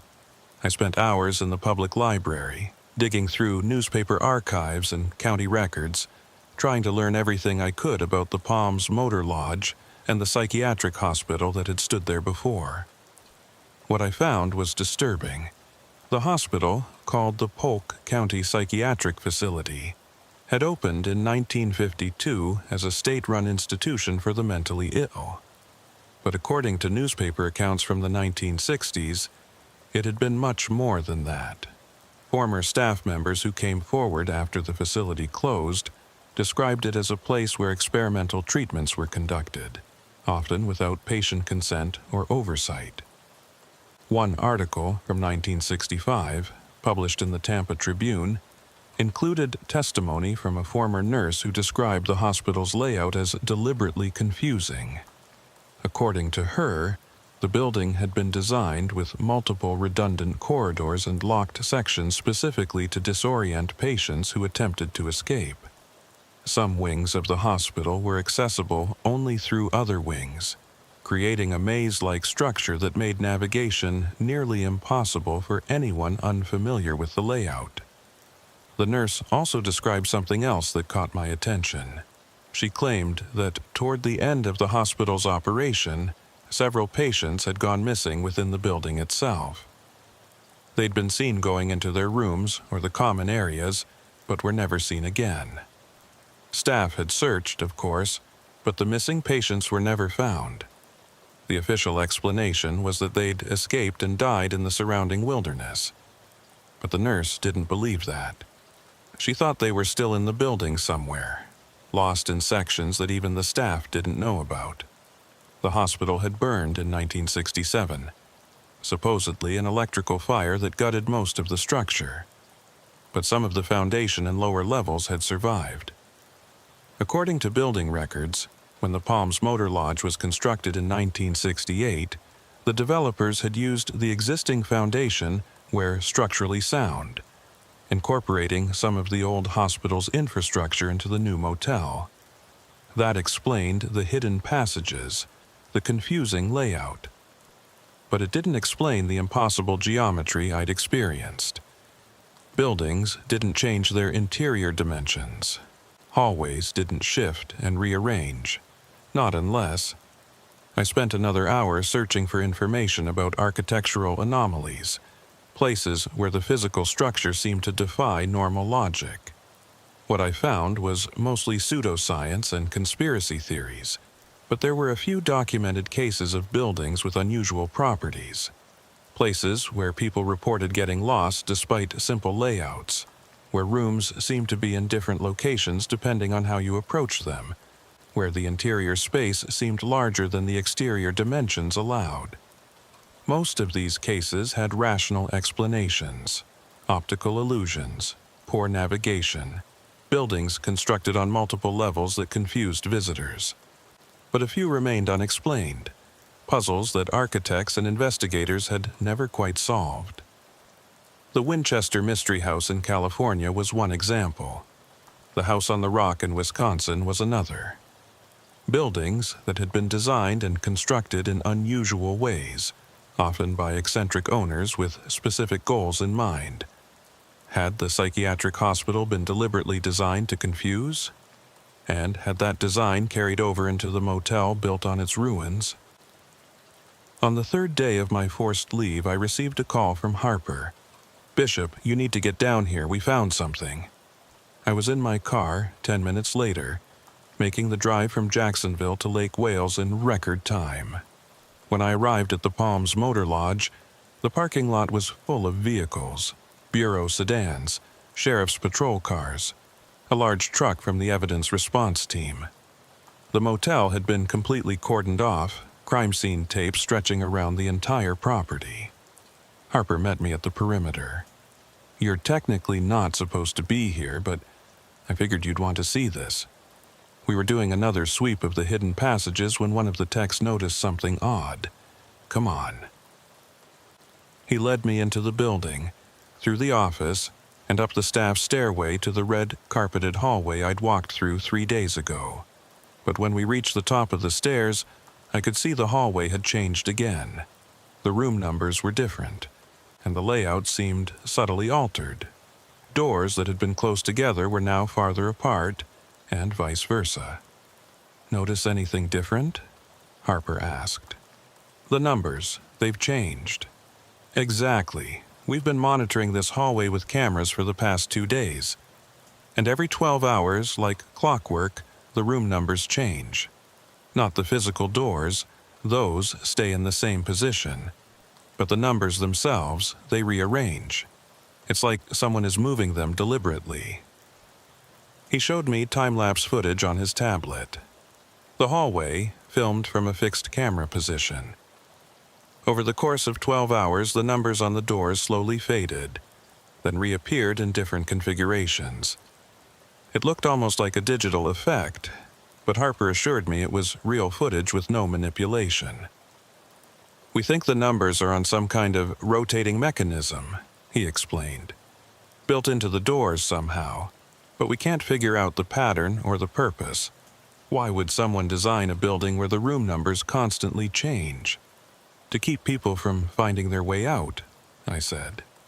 "If you can never navigate reliably, if the layout keeps changing, you'd get lost even in a small building." That's what we thought too, which brings us to what we found today. Follow me. We walked down the hallway to a door marked 205. Harper unlocked it with a master key the evidence team had found in the office, and we stepped inside. The room was empty, no furniture or fixtures, but covering one entire wall was a map, not a normal map. This was a hand-drawn diagram of the motel's interior, showing dozens of rooms and passages that shouldn't have existed based on the building's external dimensions. Hallways that looped back on themselves. Staircases that went both up and down from the same landing. Rooms that connected to other rooms in impossible configurations.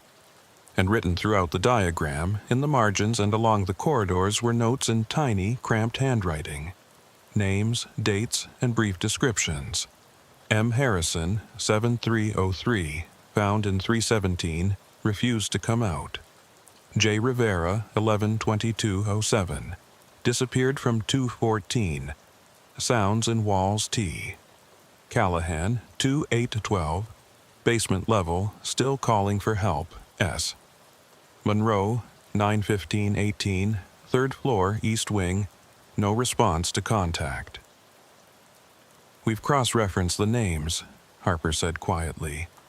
"They all match missing persons from our list. This map was created by someone who was tracking the disappearances. Who made it? We think it was Everett Maddox, the last manager. We found a journal in his room, room 108, that seems to be a continuation of this. He was documenting what he called the movements of the building.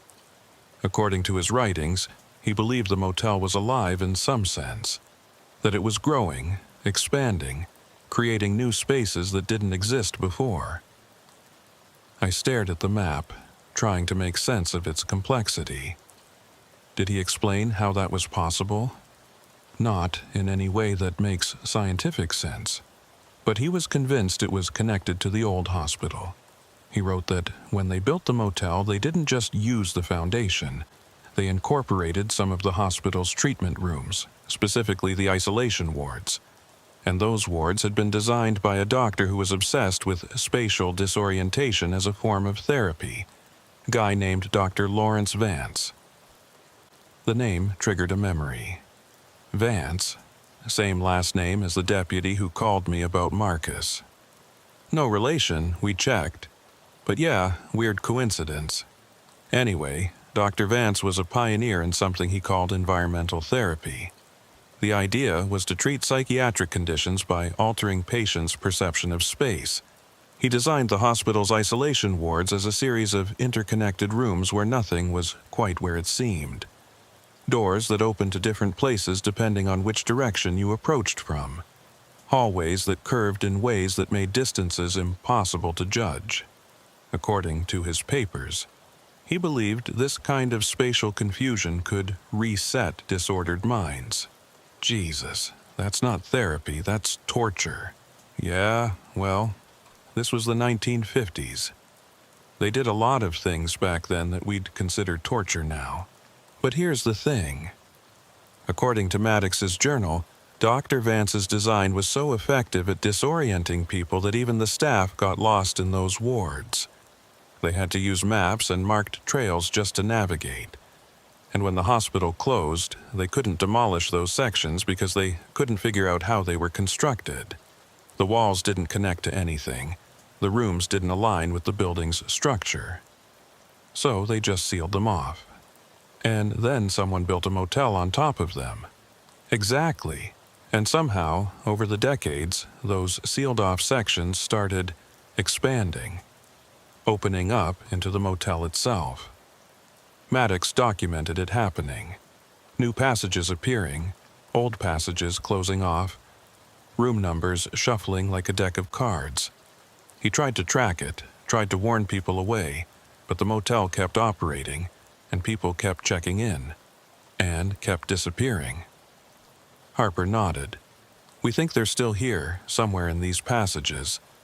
Maddox's last journal entry, dated about 6 months before he died, says he'd found a way into what he called the deep sections, places in the building that were so far from any entrance that people trapped there would never find their way out. He was planning to mount a rescue operation, bring in professional spelunkers and rescue teams, but he never got the chance. Heart attack got him first. I studied the map more carefully, looking for any indication of where these deep sections might be. In the lower left corner, Maddox had drawn what looked like a stairway descending below the first floor. Next to it, he'd written, Subsection 7, Voices heard 3-12-17. M. Holloway? Wait, I said, pointing to the notation. That's dated 6 years ago, but Marcus only went missing 4 days ago. Harper looked at the map, his expression troubled.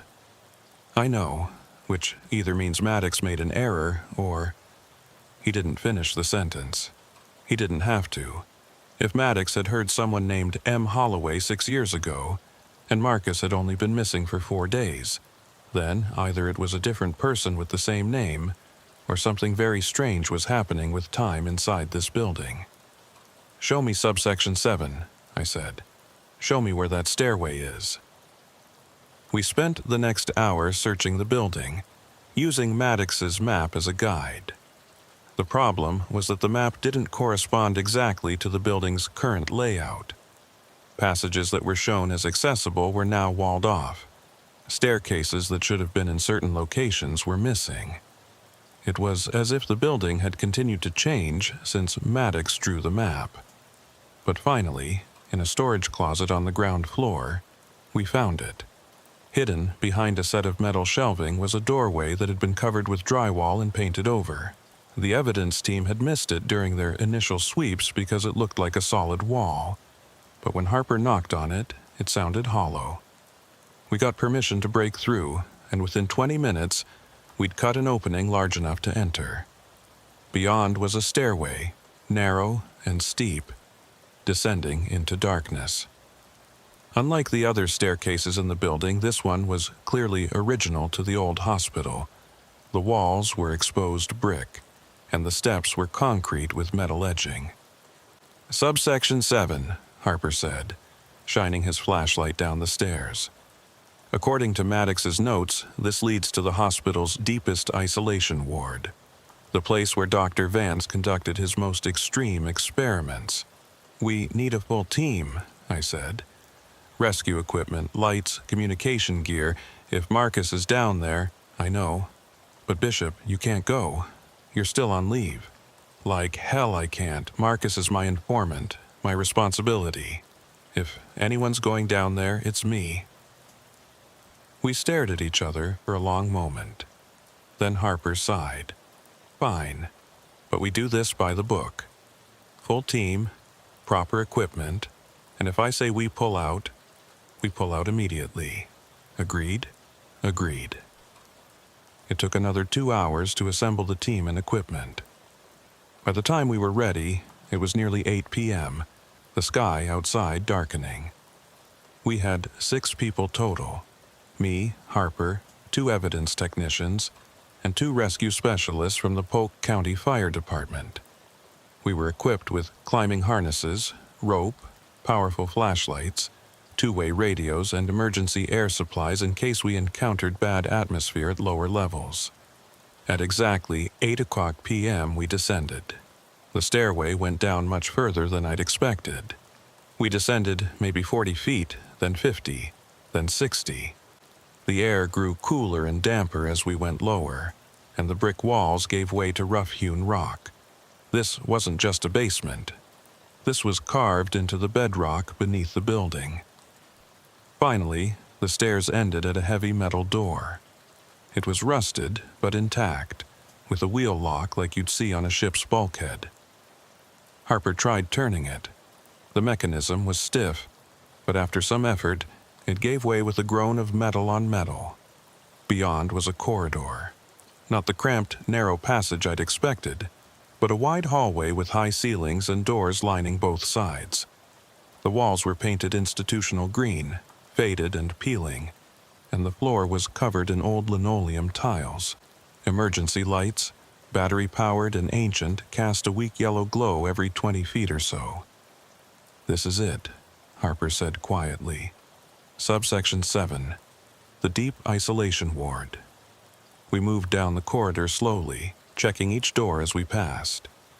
Most were locked, but through the small, wire-reinforced windows, we could see empty rooms, hospital rooms, with old beds and medical equipment covered in decades of dust. But some rooms were occupied, or had been. We found personal effects scattered around, clothes, suitcases, shoes, the belongings of people who'd disappeared, and on the walls of several rooms, we found scratched messages. Desperate pleas. Help me. 2009. Can't find the way out. How long have I been here? The dates ranged from 2003 to 2022. Nearly 20 years of messages, left by people who'd somehow ended up trapped in this place. But there were no bodies, no remains, just empty rooms with abandoned belongings. We continued deeper into the subsection, following the corridor as it turned and branched. The architecture was intentionally disorienting, just as Harper had described. Corridors that seemed to curve in impossible directions. Doors that opened onto rooms that shouldn't have fit within the building's footprint. At one point, we passed a door labeled 317, and then, 30 feet later, passed another door with the same number. "The rooms are repeating," one of the technicians said. "Or maybe we're moving in a circle." "No," Harper said, checking his GPS unit. "We're still heading south, or at least what should be south, but the signal is weak down here. Could be interference from the rock." After maybe an hour of searching, we heard it. A voice, faint and distant, calling out. Not words exactly, but the sound of someone in distress. We followed the sound, moving quickly now, our flashlight sweeping across the peeling walls and abandoned equipment.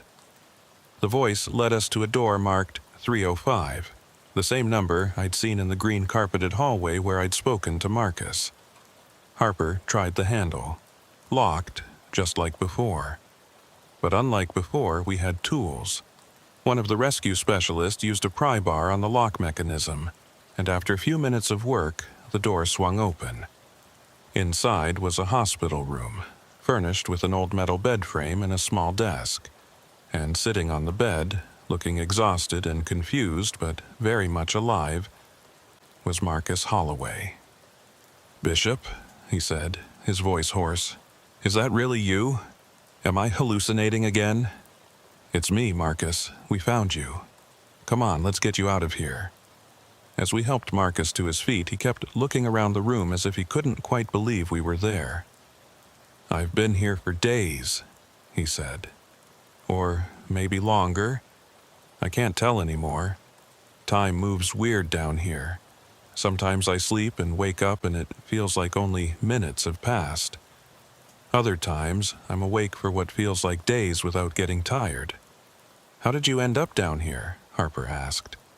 "I was in room 214, then room 217, then I don't know. I kept trying doors, trying to find an exit. Each door led to another hallway, another set of rooms. Eventually, I ended up here. I could hear other people sometimes, voices through the walls, but I never saw anyone." He paused. "Am I the only one you found?" "So far," I said. "But we're going to keep searching. There are others down here, we know that now." We made our way back to the main corridor, Marcus supported between two of the rescue specialists. He was weak and dehydrated, but physically okay. As we retraced our steps toward the stairway, I noticed something strange. The room numbers were different from when we'd come through earlier. Doors that had been marked 232 were now marked 195. The corridor itself seemed slightly wider, and the paint on the walls was a different shade of green. "The building's shifting again," Harper said quietly. "We need to move fast." We picked up the pace, but the corridor seemed to be getting longer. The stairway that we'd reached after maybe 15 minutes of walking was now nowhere in sight after 20 minutes, and the doors we passed were numbered in sequences that made no sense, jumping from 400s to 100s to 700s with no logic. "We're lost," one of the technicians said, his voice tight with panic. "We need to go back." "There is no back," Harper said.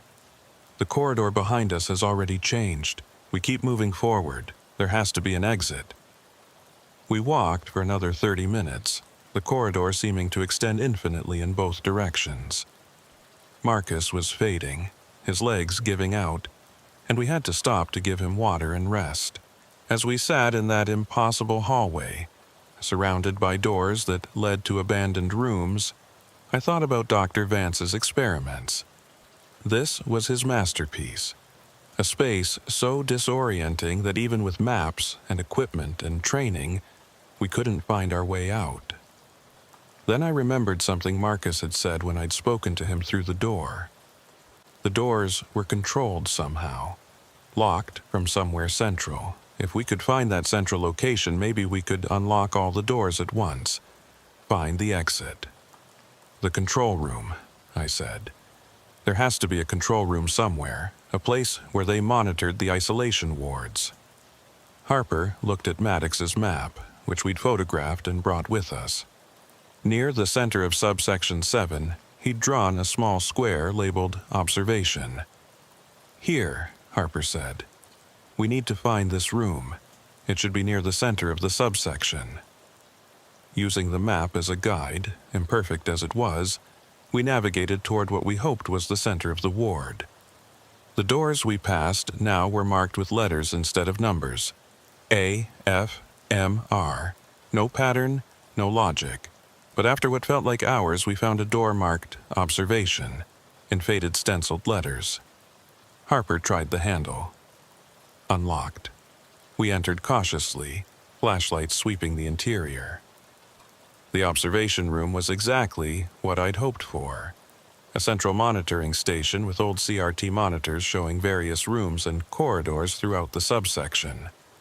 Most of the monitors were dark, but a few were still functioning. powered by some ancient electrical system that had somehow survived decades of neglect. And on a desk in the center of the room, we found something that made my blood run cold. A logbook similar to the guest registries we'd found in the motel office, but this one documented patients, not guests. Entries going back to the 1950s, listing names, admission dates, room assignments, and treatment notes in cramped medical handwriting. The last few pages of the logbook were different. The handwriting was newer, and instead of patient names, it listed missing persons. The same names we'd found on the licenses in the motel room, and next to each name was a room number and a status. M. Harrison, room 3117, non-responsive, J. Rivera, room 214A, relocated. T. Callahan, room B9, voice contact only, and at the bottom of the page, the most recent entry, M. Holloway, room 305, extracted. Extracted, Harper read. Someone's been keeping records. Someone knows what's happening down here. We searched the observation room thoroughly and found what we were looking for, a control panel with switches labeled for each section of the ward. Most were in the locked position. I started flipping switches, one after another, hearing distant clicks and hums as locks throughout the subsection disengaged.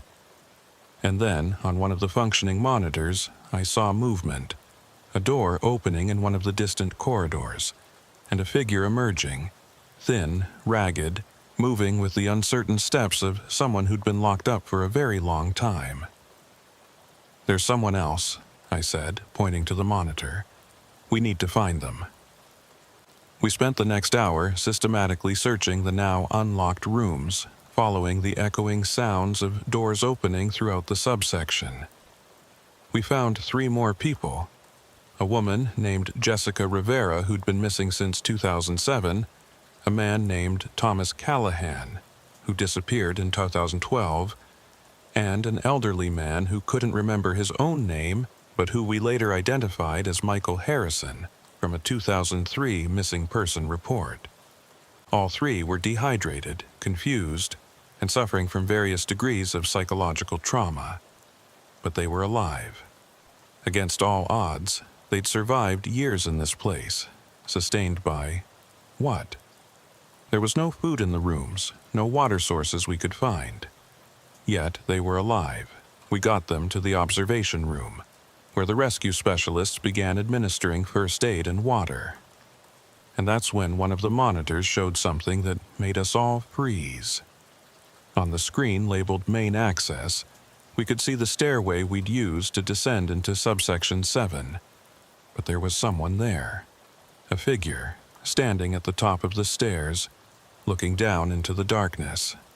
It was hard to make out details on the grainy monitor, but the figure appeared to be wearing old-fashioned clothing, a dark suit and hat, like someone from the 1950s or 60s.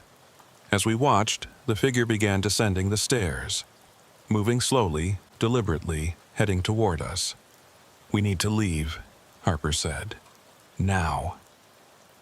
We gathered the survivors and moved out of the observation room, Harper leading the way with Maddox's map.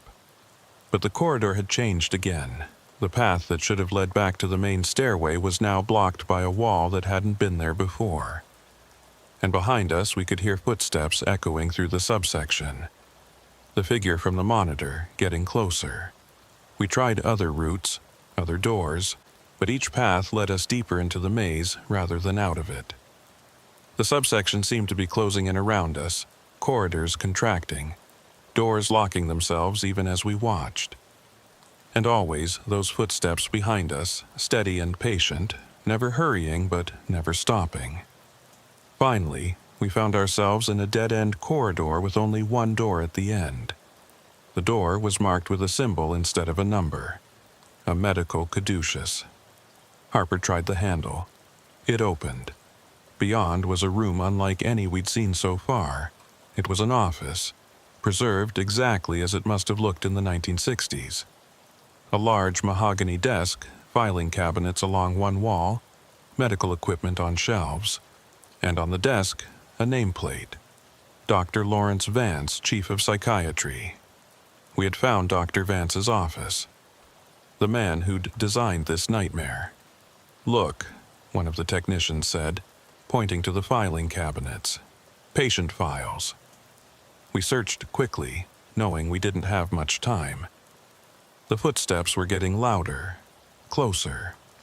In the filing cabinets, we found decades of patient records, documenting Dr. Vance's experiments in spatial disorientation therapy.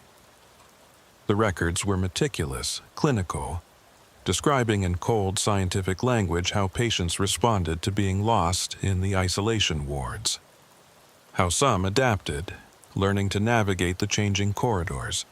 How others broke down, refusing to leave their rooms even when doors were unlocked. And in the bottom drawer, we found something that changed everything. A set of blueprints, showing not just subsection 7, but an entire network of passages and rooms extending far beyond what we'd seen. Level after level, going down into the bedrock. And written in Dr. Vance's handwriting across the top. Phase 3 expansion. Unlimited therapeutic potential. He was still building, Harper said, staring at the blueprints. When the hospital closed, he didn't stop. He kept expanding the subsection, creating more and more space. That's why people keep disappearing. They're falling into sections that are still growing, still changing. The footsteps stopped outside the office door. We all turned, weapons drawn, flashlights aimed at the entrance. The door opened slowly. The figure that entered wasn't what I'd expected. It was a man, elderly but not impossibly old. He was wearing the dark suit and hat I'd seen on the monitor, but up close, I could see they were just ordinary clothes, dated but not ancient. And his face, while pale and thin, was human. Normal. "Dr. Vance?" Harper asked, though it was impossible. Vance would have been over 90 years old if he was still alive, and this man looked maybe 70. The man smiled slightly. "No, I'm Dr. Vance's last patient. My name is Robert Everett. I've been maintaining his work since he passed in 1965. He looked around the office, his expression almost wistful. He was a visionary, you know. He understood that space itself could be therapeutic, that by controlling how people move through a building, you could influence their minds, heal their disorders. "You're kidnapping people," I said, "trapping them in this place." "I'm continuing the experiment," Robert said calmly. "The motel provides subjects. They check in willingly after all. And down here in Dr. Vance's subsection, they experience true spatial therapy. Some find their way out eventually. Others adapt, become part of the architecture." He gestured vaguely. "It's fascinating work, really. The building grows with each new subject, creating new possibilities, new configurations." "You're insane," Harper said. "Perhaps. But tell me, Agent, now that you've been down here, now that you've experienced the subsection yourself, can you honestly say you understand how to leave? Can you point to the exit with confidence?" Robert's smile widened. "You're part of the experiment now, all of you. The question is whether you'll find your way out, or whether you'll join the others." He turned and walked out of the office. We followed, but when we reached the corridor, he was gone. Simply vanished, as if the building had absorbed him. "This place is his," Harper said quietly. "He knows every passage, every shift. He can move through it like we move through normal space. Then we use the blueprints," I said. "They show the original structure before the expansion. If we can find our way back to the original hospital section, we should be able to find the main stairway." We used the blueprints as a guide, marking our path on the map as we went. The corridors fought us every step of the way, shifting and changing, trying to redirect us deeper into the subsection. But by marking our path and refusing to deviate, by moving deliberately and carefully, we slowly made progress toward what the blueprints showed as the main access point. It took hours. The survivors we'd found were exhausted, barely able to walk. Marcus had to be carried part of the way. But eventually, after what felt like days but was probably only 6 or 7 hours, we saw it. The heavy metal door at the bottom of the stairs. We practically ran the last 100 feet, desperate to escape the subsection before it could shift again. Harper yanked open the door, and we stumbled through, climbing the stairs as fast as we could while carrying the survivors. Up and up, the brick walls gradually giving way to the familiar drywall and studs of the motel's ground floor. When we finally emerged through the storage closet into the motel proper, the sunlight streaming through the windows was blinding. It was morning. We'd been down there all night. The command post in the parking lot erupted into activity when we came out. EMTs rushed forward to take care of the survivors. My supervisor was there, furious that I'd gone into the subsection against orders, but relieved we'd made it out alive. As I sat in an ambulance, being checked for injuries and dehydration, I watched the motel. The Palms Motor Lodge looked exactly as it always had. A run-down, abandoned building slowly crumbling into decay. You'd never know that beneath it was a maze of impossible corridors, still growing, still waiting for new subjects. "We're sealing it," Harper said, coming to sit next to me. "Filling in the stairways with concrete, boarding up every entrance we can find. The building is now officially condemned. No one will be allowed inside." "What about Robert Everett? He's still down there." "We'll post guards. If he comes out, we'll arrest him. But Bishop..." Harper paused.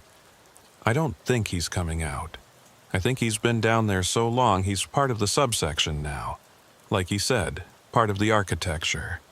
I nodded. I'd reached the same conclusion. Robert Everett had spent decades in Dr. Vance's isolation ward, first as a patient and then as its caretaker. The subsection had shaped his mind just as surely as he'd shaped its passages. He belonged to it now, and it belonged to him. Over the next week, the survivors were hospitalized and debriefed. Their stories were remarkably consistent. They'd checked into the motel, entered their rooms, and found themselves unable to leave. Hours became days, days became years, all spent wandering through changing corridors, trapped in a building that grew around them like a living thing. Psychological evaluations showed they were all suffering from severe trauma, disorientation, and what the doctors called spatial memory disruption. They couldn't reliably navigate even simple buildings without getting lost. The subsection had permanently altered their perception of space. Marcus recovered physically, but mentally he was changed. He resigned as an informant, saying he could never go into another building without feeling like the walls might shift around him. I couldn't blame him. I felt the same way. The case was officially closed 3 months later. The Palms Motor Lodge was demolished, or at least the above-ground portion was. The subsection was left alone, its entrances sealed with concrete and steel. The property was declared a hazardous site, and a fence was erected around the entire lot. But sometimes, late at night, I still think about those blueprints. About Dr. Vance's Phase 3 expansion plan, his vision of unlimited therapeutic potential, and I think about Robert Everett, still down there in the darkness, maintaining the experiment, waiting for new subjects who will never come. The building may be sealed, but I don't think it's finished. I think it's still growing, still expanding in ways we can't measure or understand. Creating new rooms, new corridors, new configurations, preparing itself for the day when someone inevitably finds a way back in. Because that's the thing about mazes, they're always harder to leave than to enter. And the Palms Motor Lodge was the most perfect maze ever designed. 3 weeks after the demolition of the Palms Motor Lodge, I received a package at my office in Jacksonville. There was no return address, just a postmark from Polk County. Inside was a small envelope containing a single key, the old-fashioned kind, brass with a worn plastic tag attached. The tag was stamped with a number, 214. Attached to the key was a note written in neat, precise handwriting that I recognized immediately. Robert Everett's handwriting. Agent Bishop, you didn't find everyone. Some prefer to stay. The subsection provides what they need: infinity, endless possibility, escape from linear existence. Dr. Vance understood that some minds can't function in normal space. They need somewhere larger, somewhere that changes. I've kept this place for them, for us. You can seal the entrances, but you can't seal the space itself. It exists independent of your measurements and maps. It's always been here beneath the surface, waiting. I showed the note to Harper. He wanted to mount another expedition into the subsection, to search for anyone we might have missed. But when we returned to the property, we found something impossible. The lot was empty, completely empty. The foundation, the sealed entrances, even the fence we'd erected, all of it was gone. In its place was just an empty stretch of land covered in scrub grass and palmetto bushes, as if the motel had never existed. The county records still showed the property's history, the demolition permits, the hazard warnings, all the documentation of what we'd found. But physically, there was no trace of the building. It was as if it had been erased from reality. We brought in ground-penetrating radar, searched for any sign of the subsection beneath the surface. The equipment showed nothing but undisturbed soil and bedrock. No voids, no passages, no evidence of Dr. Vance's isolation ward. "How is that possible?" Harper asked. "We were here 3 weeks ago. We went down into that subsection. We brought people out." "I don't know," I said. And I didn't. The building couldn't have been removed so completely, so quickly. Yet there it was. Or rather, there it wasn't. We interviewed the survivors again, hoping they could provide some explanation. But their memories were already fading. Jessica Rivera remembered being trapped somewhere dark for a long time, but couldn't recall details about the corridors or the rooms. Thomas Callahan remembered voices in walls, but not much else. Even Marcus, whose memory was usually sharp, found himself struggling to describe what he'd experienced. "It's like trying to remember a dream," he told me during one of our follow-up meetings. "I know I was there, I know something happened, but the specifics are slipping away. Sometimes I wonder if any of it was real." I understood what he meant. My own memories of the subsection were becoming hazy, dreamlike. The impossible geometry, the changing corridors, Robert Everett's calm explanation of the ongoing experiment, all of it felt less solid with each passing day, as if my mind was refusing to hold on to memories that didn't make sense. But I still had the key. That was real, physical, undeniable. And sometimes, late at night, I take it out and look at the number stamped on the tag. 214. The room Marcus had checked into. The room where everything had started. 2 months after the building's disappearance, I received another note.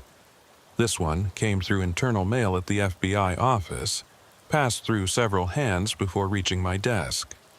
No one could identify who had originally submitted it. The handwriting was different this time. Shaky. Uncertain. "Agent Bishop, I'm still here. We're all still here. The subsection didn't disappear. You just can't see it anymore, but we can. Those of us who lived in it long enough, we can still find the doors. They're everywhere once you know how to look. In old buildings, in basements, in abandoned places along forgotten highways. Dr. Vance's design spread beyond the original hospital, beyond the motel. It's a network now, connecting spaces that shouldn't connect. And it's growing. MH Marcus Holloway." But Marcus was in witness protection now, relocated to somewhere in the Pacific Northwest. How could he have sent this note? I called his handler, asked if Marcus had been in Florida recently. The answer was no. Marcus hadn't left his new city in weeks. He'd been meeting regularly with his therapist, attending his check-ins, following all the protocols. So, who had sent the note? I didn't get an answer to that question. But 3 months later, I got another one. And 3 months after that, another. Always the same message. We're still here. The subsection is still growing. The doors are everywhere. After the 5th note, I stopped opening them. I put them in a locked drawer in my desk and tried to forget about them. I threw the key, room 214, into the St. Johns River one night after too many drinks, watching it disappear into the dark water. But forgetting wasn't easy, because I started noticing things. Small things at first. Doors in buildings that opened onto rooms that seemed too large for the space they occupied. Hallways in government buildings that curved in ways that made you lose track of which direction you were heading. Room numbers in hotels that jumped from 214 to 217, skipping 2 and 15 and 2 and 16 with no explanation. And sometimes, late at night when I was working alone in the office, I'd hear footsteps in the hallway outside. Slow, steady, patient footsteps that would stop just outside my door. But when I checked, no one was there. Harper and I met occasionally to discuss the case, though we were both officially discouraged from talking about it. The Bureau had classified the entire investigation, sealed the records, and instructed everyone involved to move on. Too many unexplained elements, too many loose ends that couldn't be tied up in a way that made sense in a case file. "Do you ever wonder where they really are?" Harper asked me during one of these meetings. "The people we found in the subsection? Jessica, Thomas, Michael. They were checked into normal hospitals, given normal treatment. But sometimes I look at them and I think, are they really here? Or are they still in that place, and we're just seeing some kind of projection?" I had wondered the same thing. The survivors had never fully returned to normal life. They were physically present but somehow absent, as if part of them was still wandering those changing corridors. And sometimes, when I visited them, I'd catch them staring at walls or doors with an expression of recognition, as if they could see something the rest of us couldn't. Marcus was the worst. 6 months after his rescue, his therapist reported that he'd started drawing maps. Compulsively, obsessively, filling notebook after notebook with intricate diagrams of impossible architecture. Rooms that overlapped, corridors that looped back on themselves, staircases that ascended and descended simultaneously. When I visited him, he showed me some of the maps. They were disturbingly similar to the diagrams we'd found in Maddox's room and Dr. Vance's office. The same impossible geometry, the same disorienting layouts. "I can still see it," Marcus told me. "The subsection. It's not gone, Bishop. It's just hidden. And it's bigger now than when we were there. It's spread to other buildings, other places. Sometimes I walk into a room and I just know, that it's connected to the subsection. That if I went through the right door, I'd be back in those corridors." "Have you tried?" I asked, though I wasn't sure I wanted to know the answer. "Once, there was a door in my apartment building, in the basement, that felt wrong, like it was vibrating on some frequency I could barely perceive. I opened it, and beyond was a hallway that wasn't on the building plans. It looked just like the subsection. Same carpet, same lights, same smell." He paused. "I almost went in, almost stepped through. But I remembered what you said about Everett, about how he became part of the architecture. I didn't want that to happen to me. You did the right thing. Did I?" Marcus looked at me intently. "Sometimes I think I made a mistake. Sometimes I think the only way to escape the subsection is to fully enter it, to understand its logic completely. Fighting it, trying to navigate it with normal geometry and normal reasoning, that's what traps you. But if you accepted it, embraced it. He didn't finish. I left that meeting deeply troubled. Marcus was deteriorating mentally, falling back into the same spatial confusion we'd rescued him from.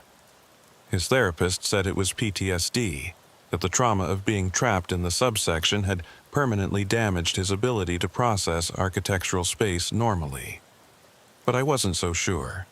I thought maybe the subsection had marked him, changed him in ways that couldn't be reversed. A year after the motel's disappearance, I was driving through Central Florida on another case. The route took me along Highway 27, past the spot where the Palms Motor Lodge had stood. I told myself I was just passing through, that I had no intention of stopping. But when I reached the location, I pulled over. The lot was still empty, just scrub grass and palmetto bushes. A historical marker had been placed at the site, one of those standard Florida plaques that dot the highways, commemorating forgotten pieces of local history. Site of Polk County Psychiatric Facility, 1952-1965, and Palms Motor Lodge, 1968 to 2023. Both structures served the community before being demolished due to structural concerns. This area now preserved as county green space. That was all. No mention of Dr. Vance's experiments. No acknowledgement of the people who'd disappeared here. Just a bland historical note that erased decades of horror with a few sanitized sentences. I was about to get back in my car when I noticed something. At the edge of the lot, partially hidden by palmetto bushes, was a door. Just a door, standing upright with no walls or building attached to it. It looked old, painted industrial green, with a wire-reinforced window and a number stenciled on it, 214. I approached slowly, half convinced it was a hallucination. But it was real. Solid wood, rusty hinges, the number clearly visible. I tried the handle, locked. Through the wire-reinforced window, I could see what looked like a corridor beyond. Not the empty Florida scrubland that should have been there, but an interior hallway. Red carpet, outdated wallpaper, dim sconce lights. The subsection, still here, still waiting. I pulled out my phone to call Harper, but there was no signal. I walked back to my car, thinking I'd drive to the nearest town and report this. But when I looked back at where the door had been, it was gone. Nothing but palmetto bushes and scrub grass. I stood there for a long time, staring at the empty lot, trying to convince myself I'd imagined the door. But I knew I hadn't. The subsection was still here, still existing in whatever impossible space Dr. Vance had created for it. The physical building was gone, but the geometry remained. A maze built not of walls and doors, but of folded space, accessible only to those who'd experienced it, who carried its mark. That was 2 years ago. I've driven past the site dozens of times since then, but I've never seen the door again. Maybe it only appears to certain people at certain times. Or maybe I've gotten better at not seeing it, at training my mind to ignore the impossible. But I still get the notes. Once every few months, a new message appears on my desk. Different handwriting each time, different claims about who's sending it. Sometimes it's signed MH, sometimes JR or TC or other initials I don't recognize. Always the same message, though. The subsection is still here, still growing, still waiting. I've stopped trying to investigate. The Bureau won't sanction any more resources for a case they consider closed. Harper was transferred to the Atlanta office, and we've lost touch. The survivors from the subsection have mostly disappeared again. Not literally, but practically. They've withdrawn from normal society, stopped responding to check-ins, moved to locations unknown. Only Marcus maintains occasional contact. He sends postcards from different cities, always with the same message. Found another door. Didn't go through. Yet, I keep the postcards in my desk drawer next to the unopened notes. Evidence of something that officially never happened. Memories of a place that technically doesn't exist. Late at night sometimes, when I'm alone in my apartment, I hear those footsteps again. Slow and patient, moving through spaces that shouldn't be there. And I think about Dr. Vance's vision, unlimited therapeutic potential, architecture that transcends normal dimensions, space that grows and changes according to its own logic. He failed as a doctor. His experiments caused more harm than they ever cured. But as an architect, as a creator of impossible spaces, he succeeded beyond his wildest ambitions. The subsection survived the hospital's closure, survived the motel's construction and demolition, survived every attempt to seal it or forget it.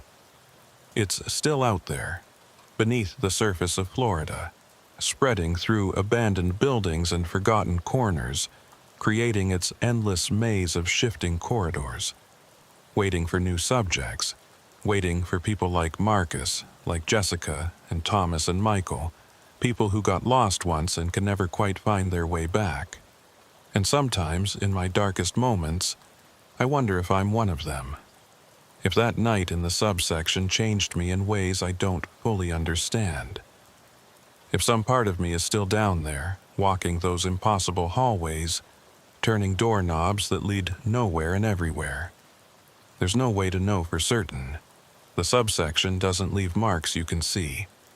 It works subtly, changing perception rather than reality. Or maybe it changes reality by changing perception.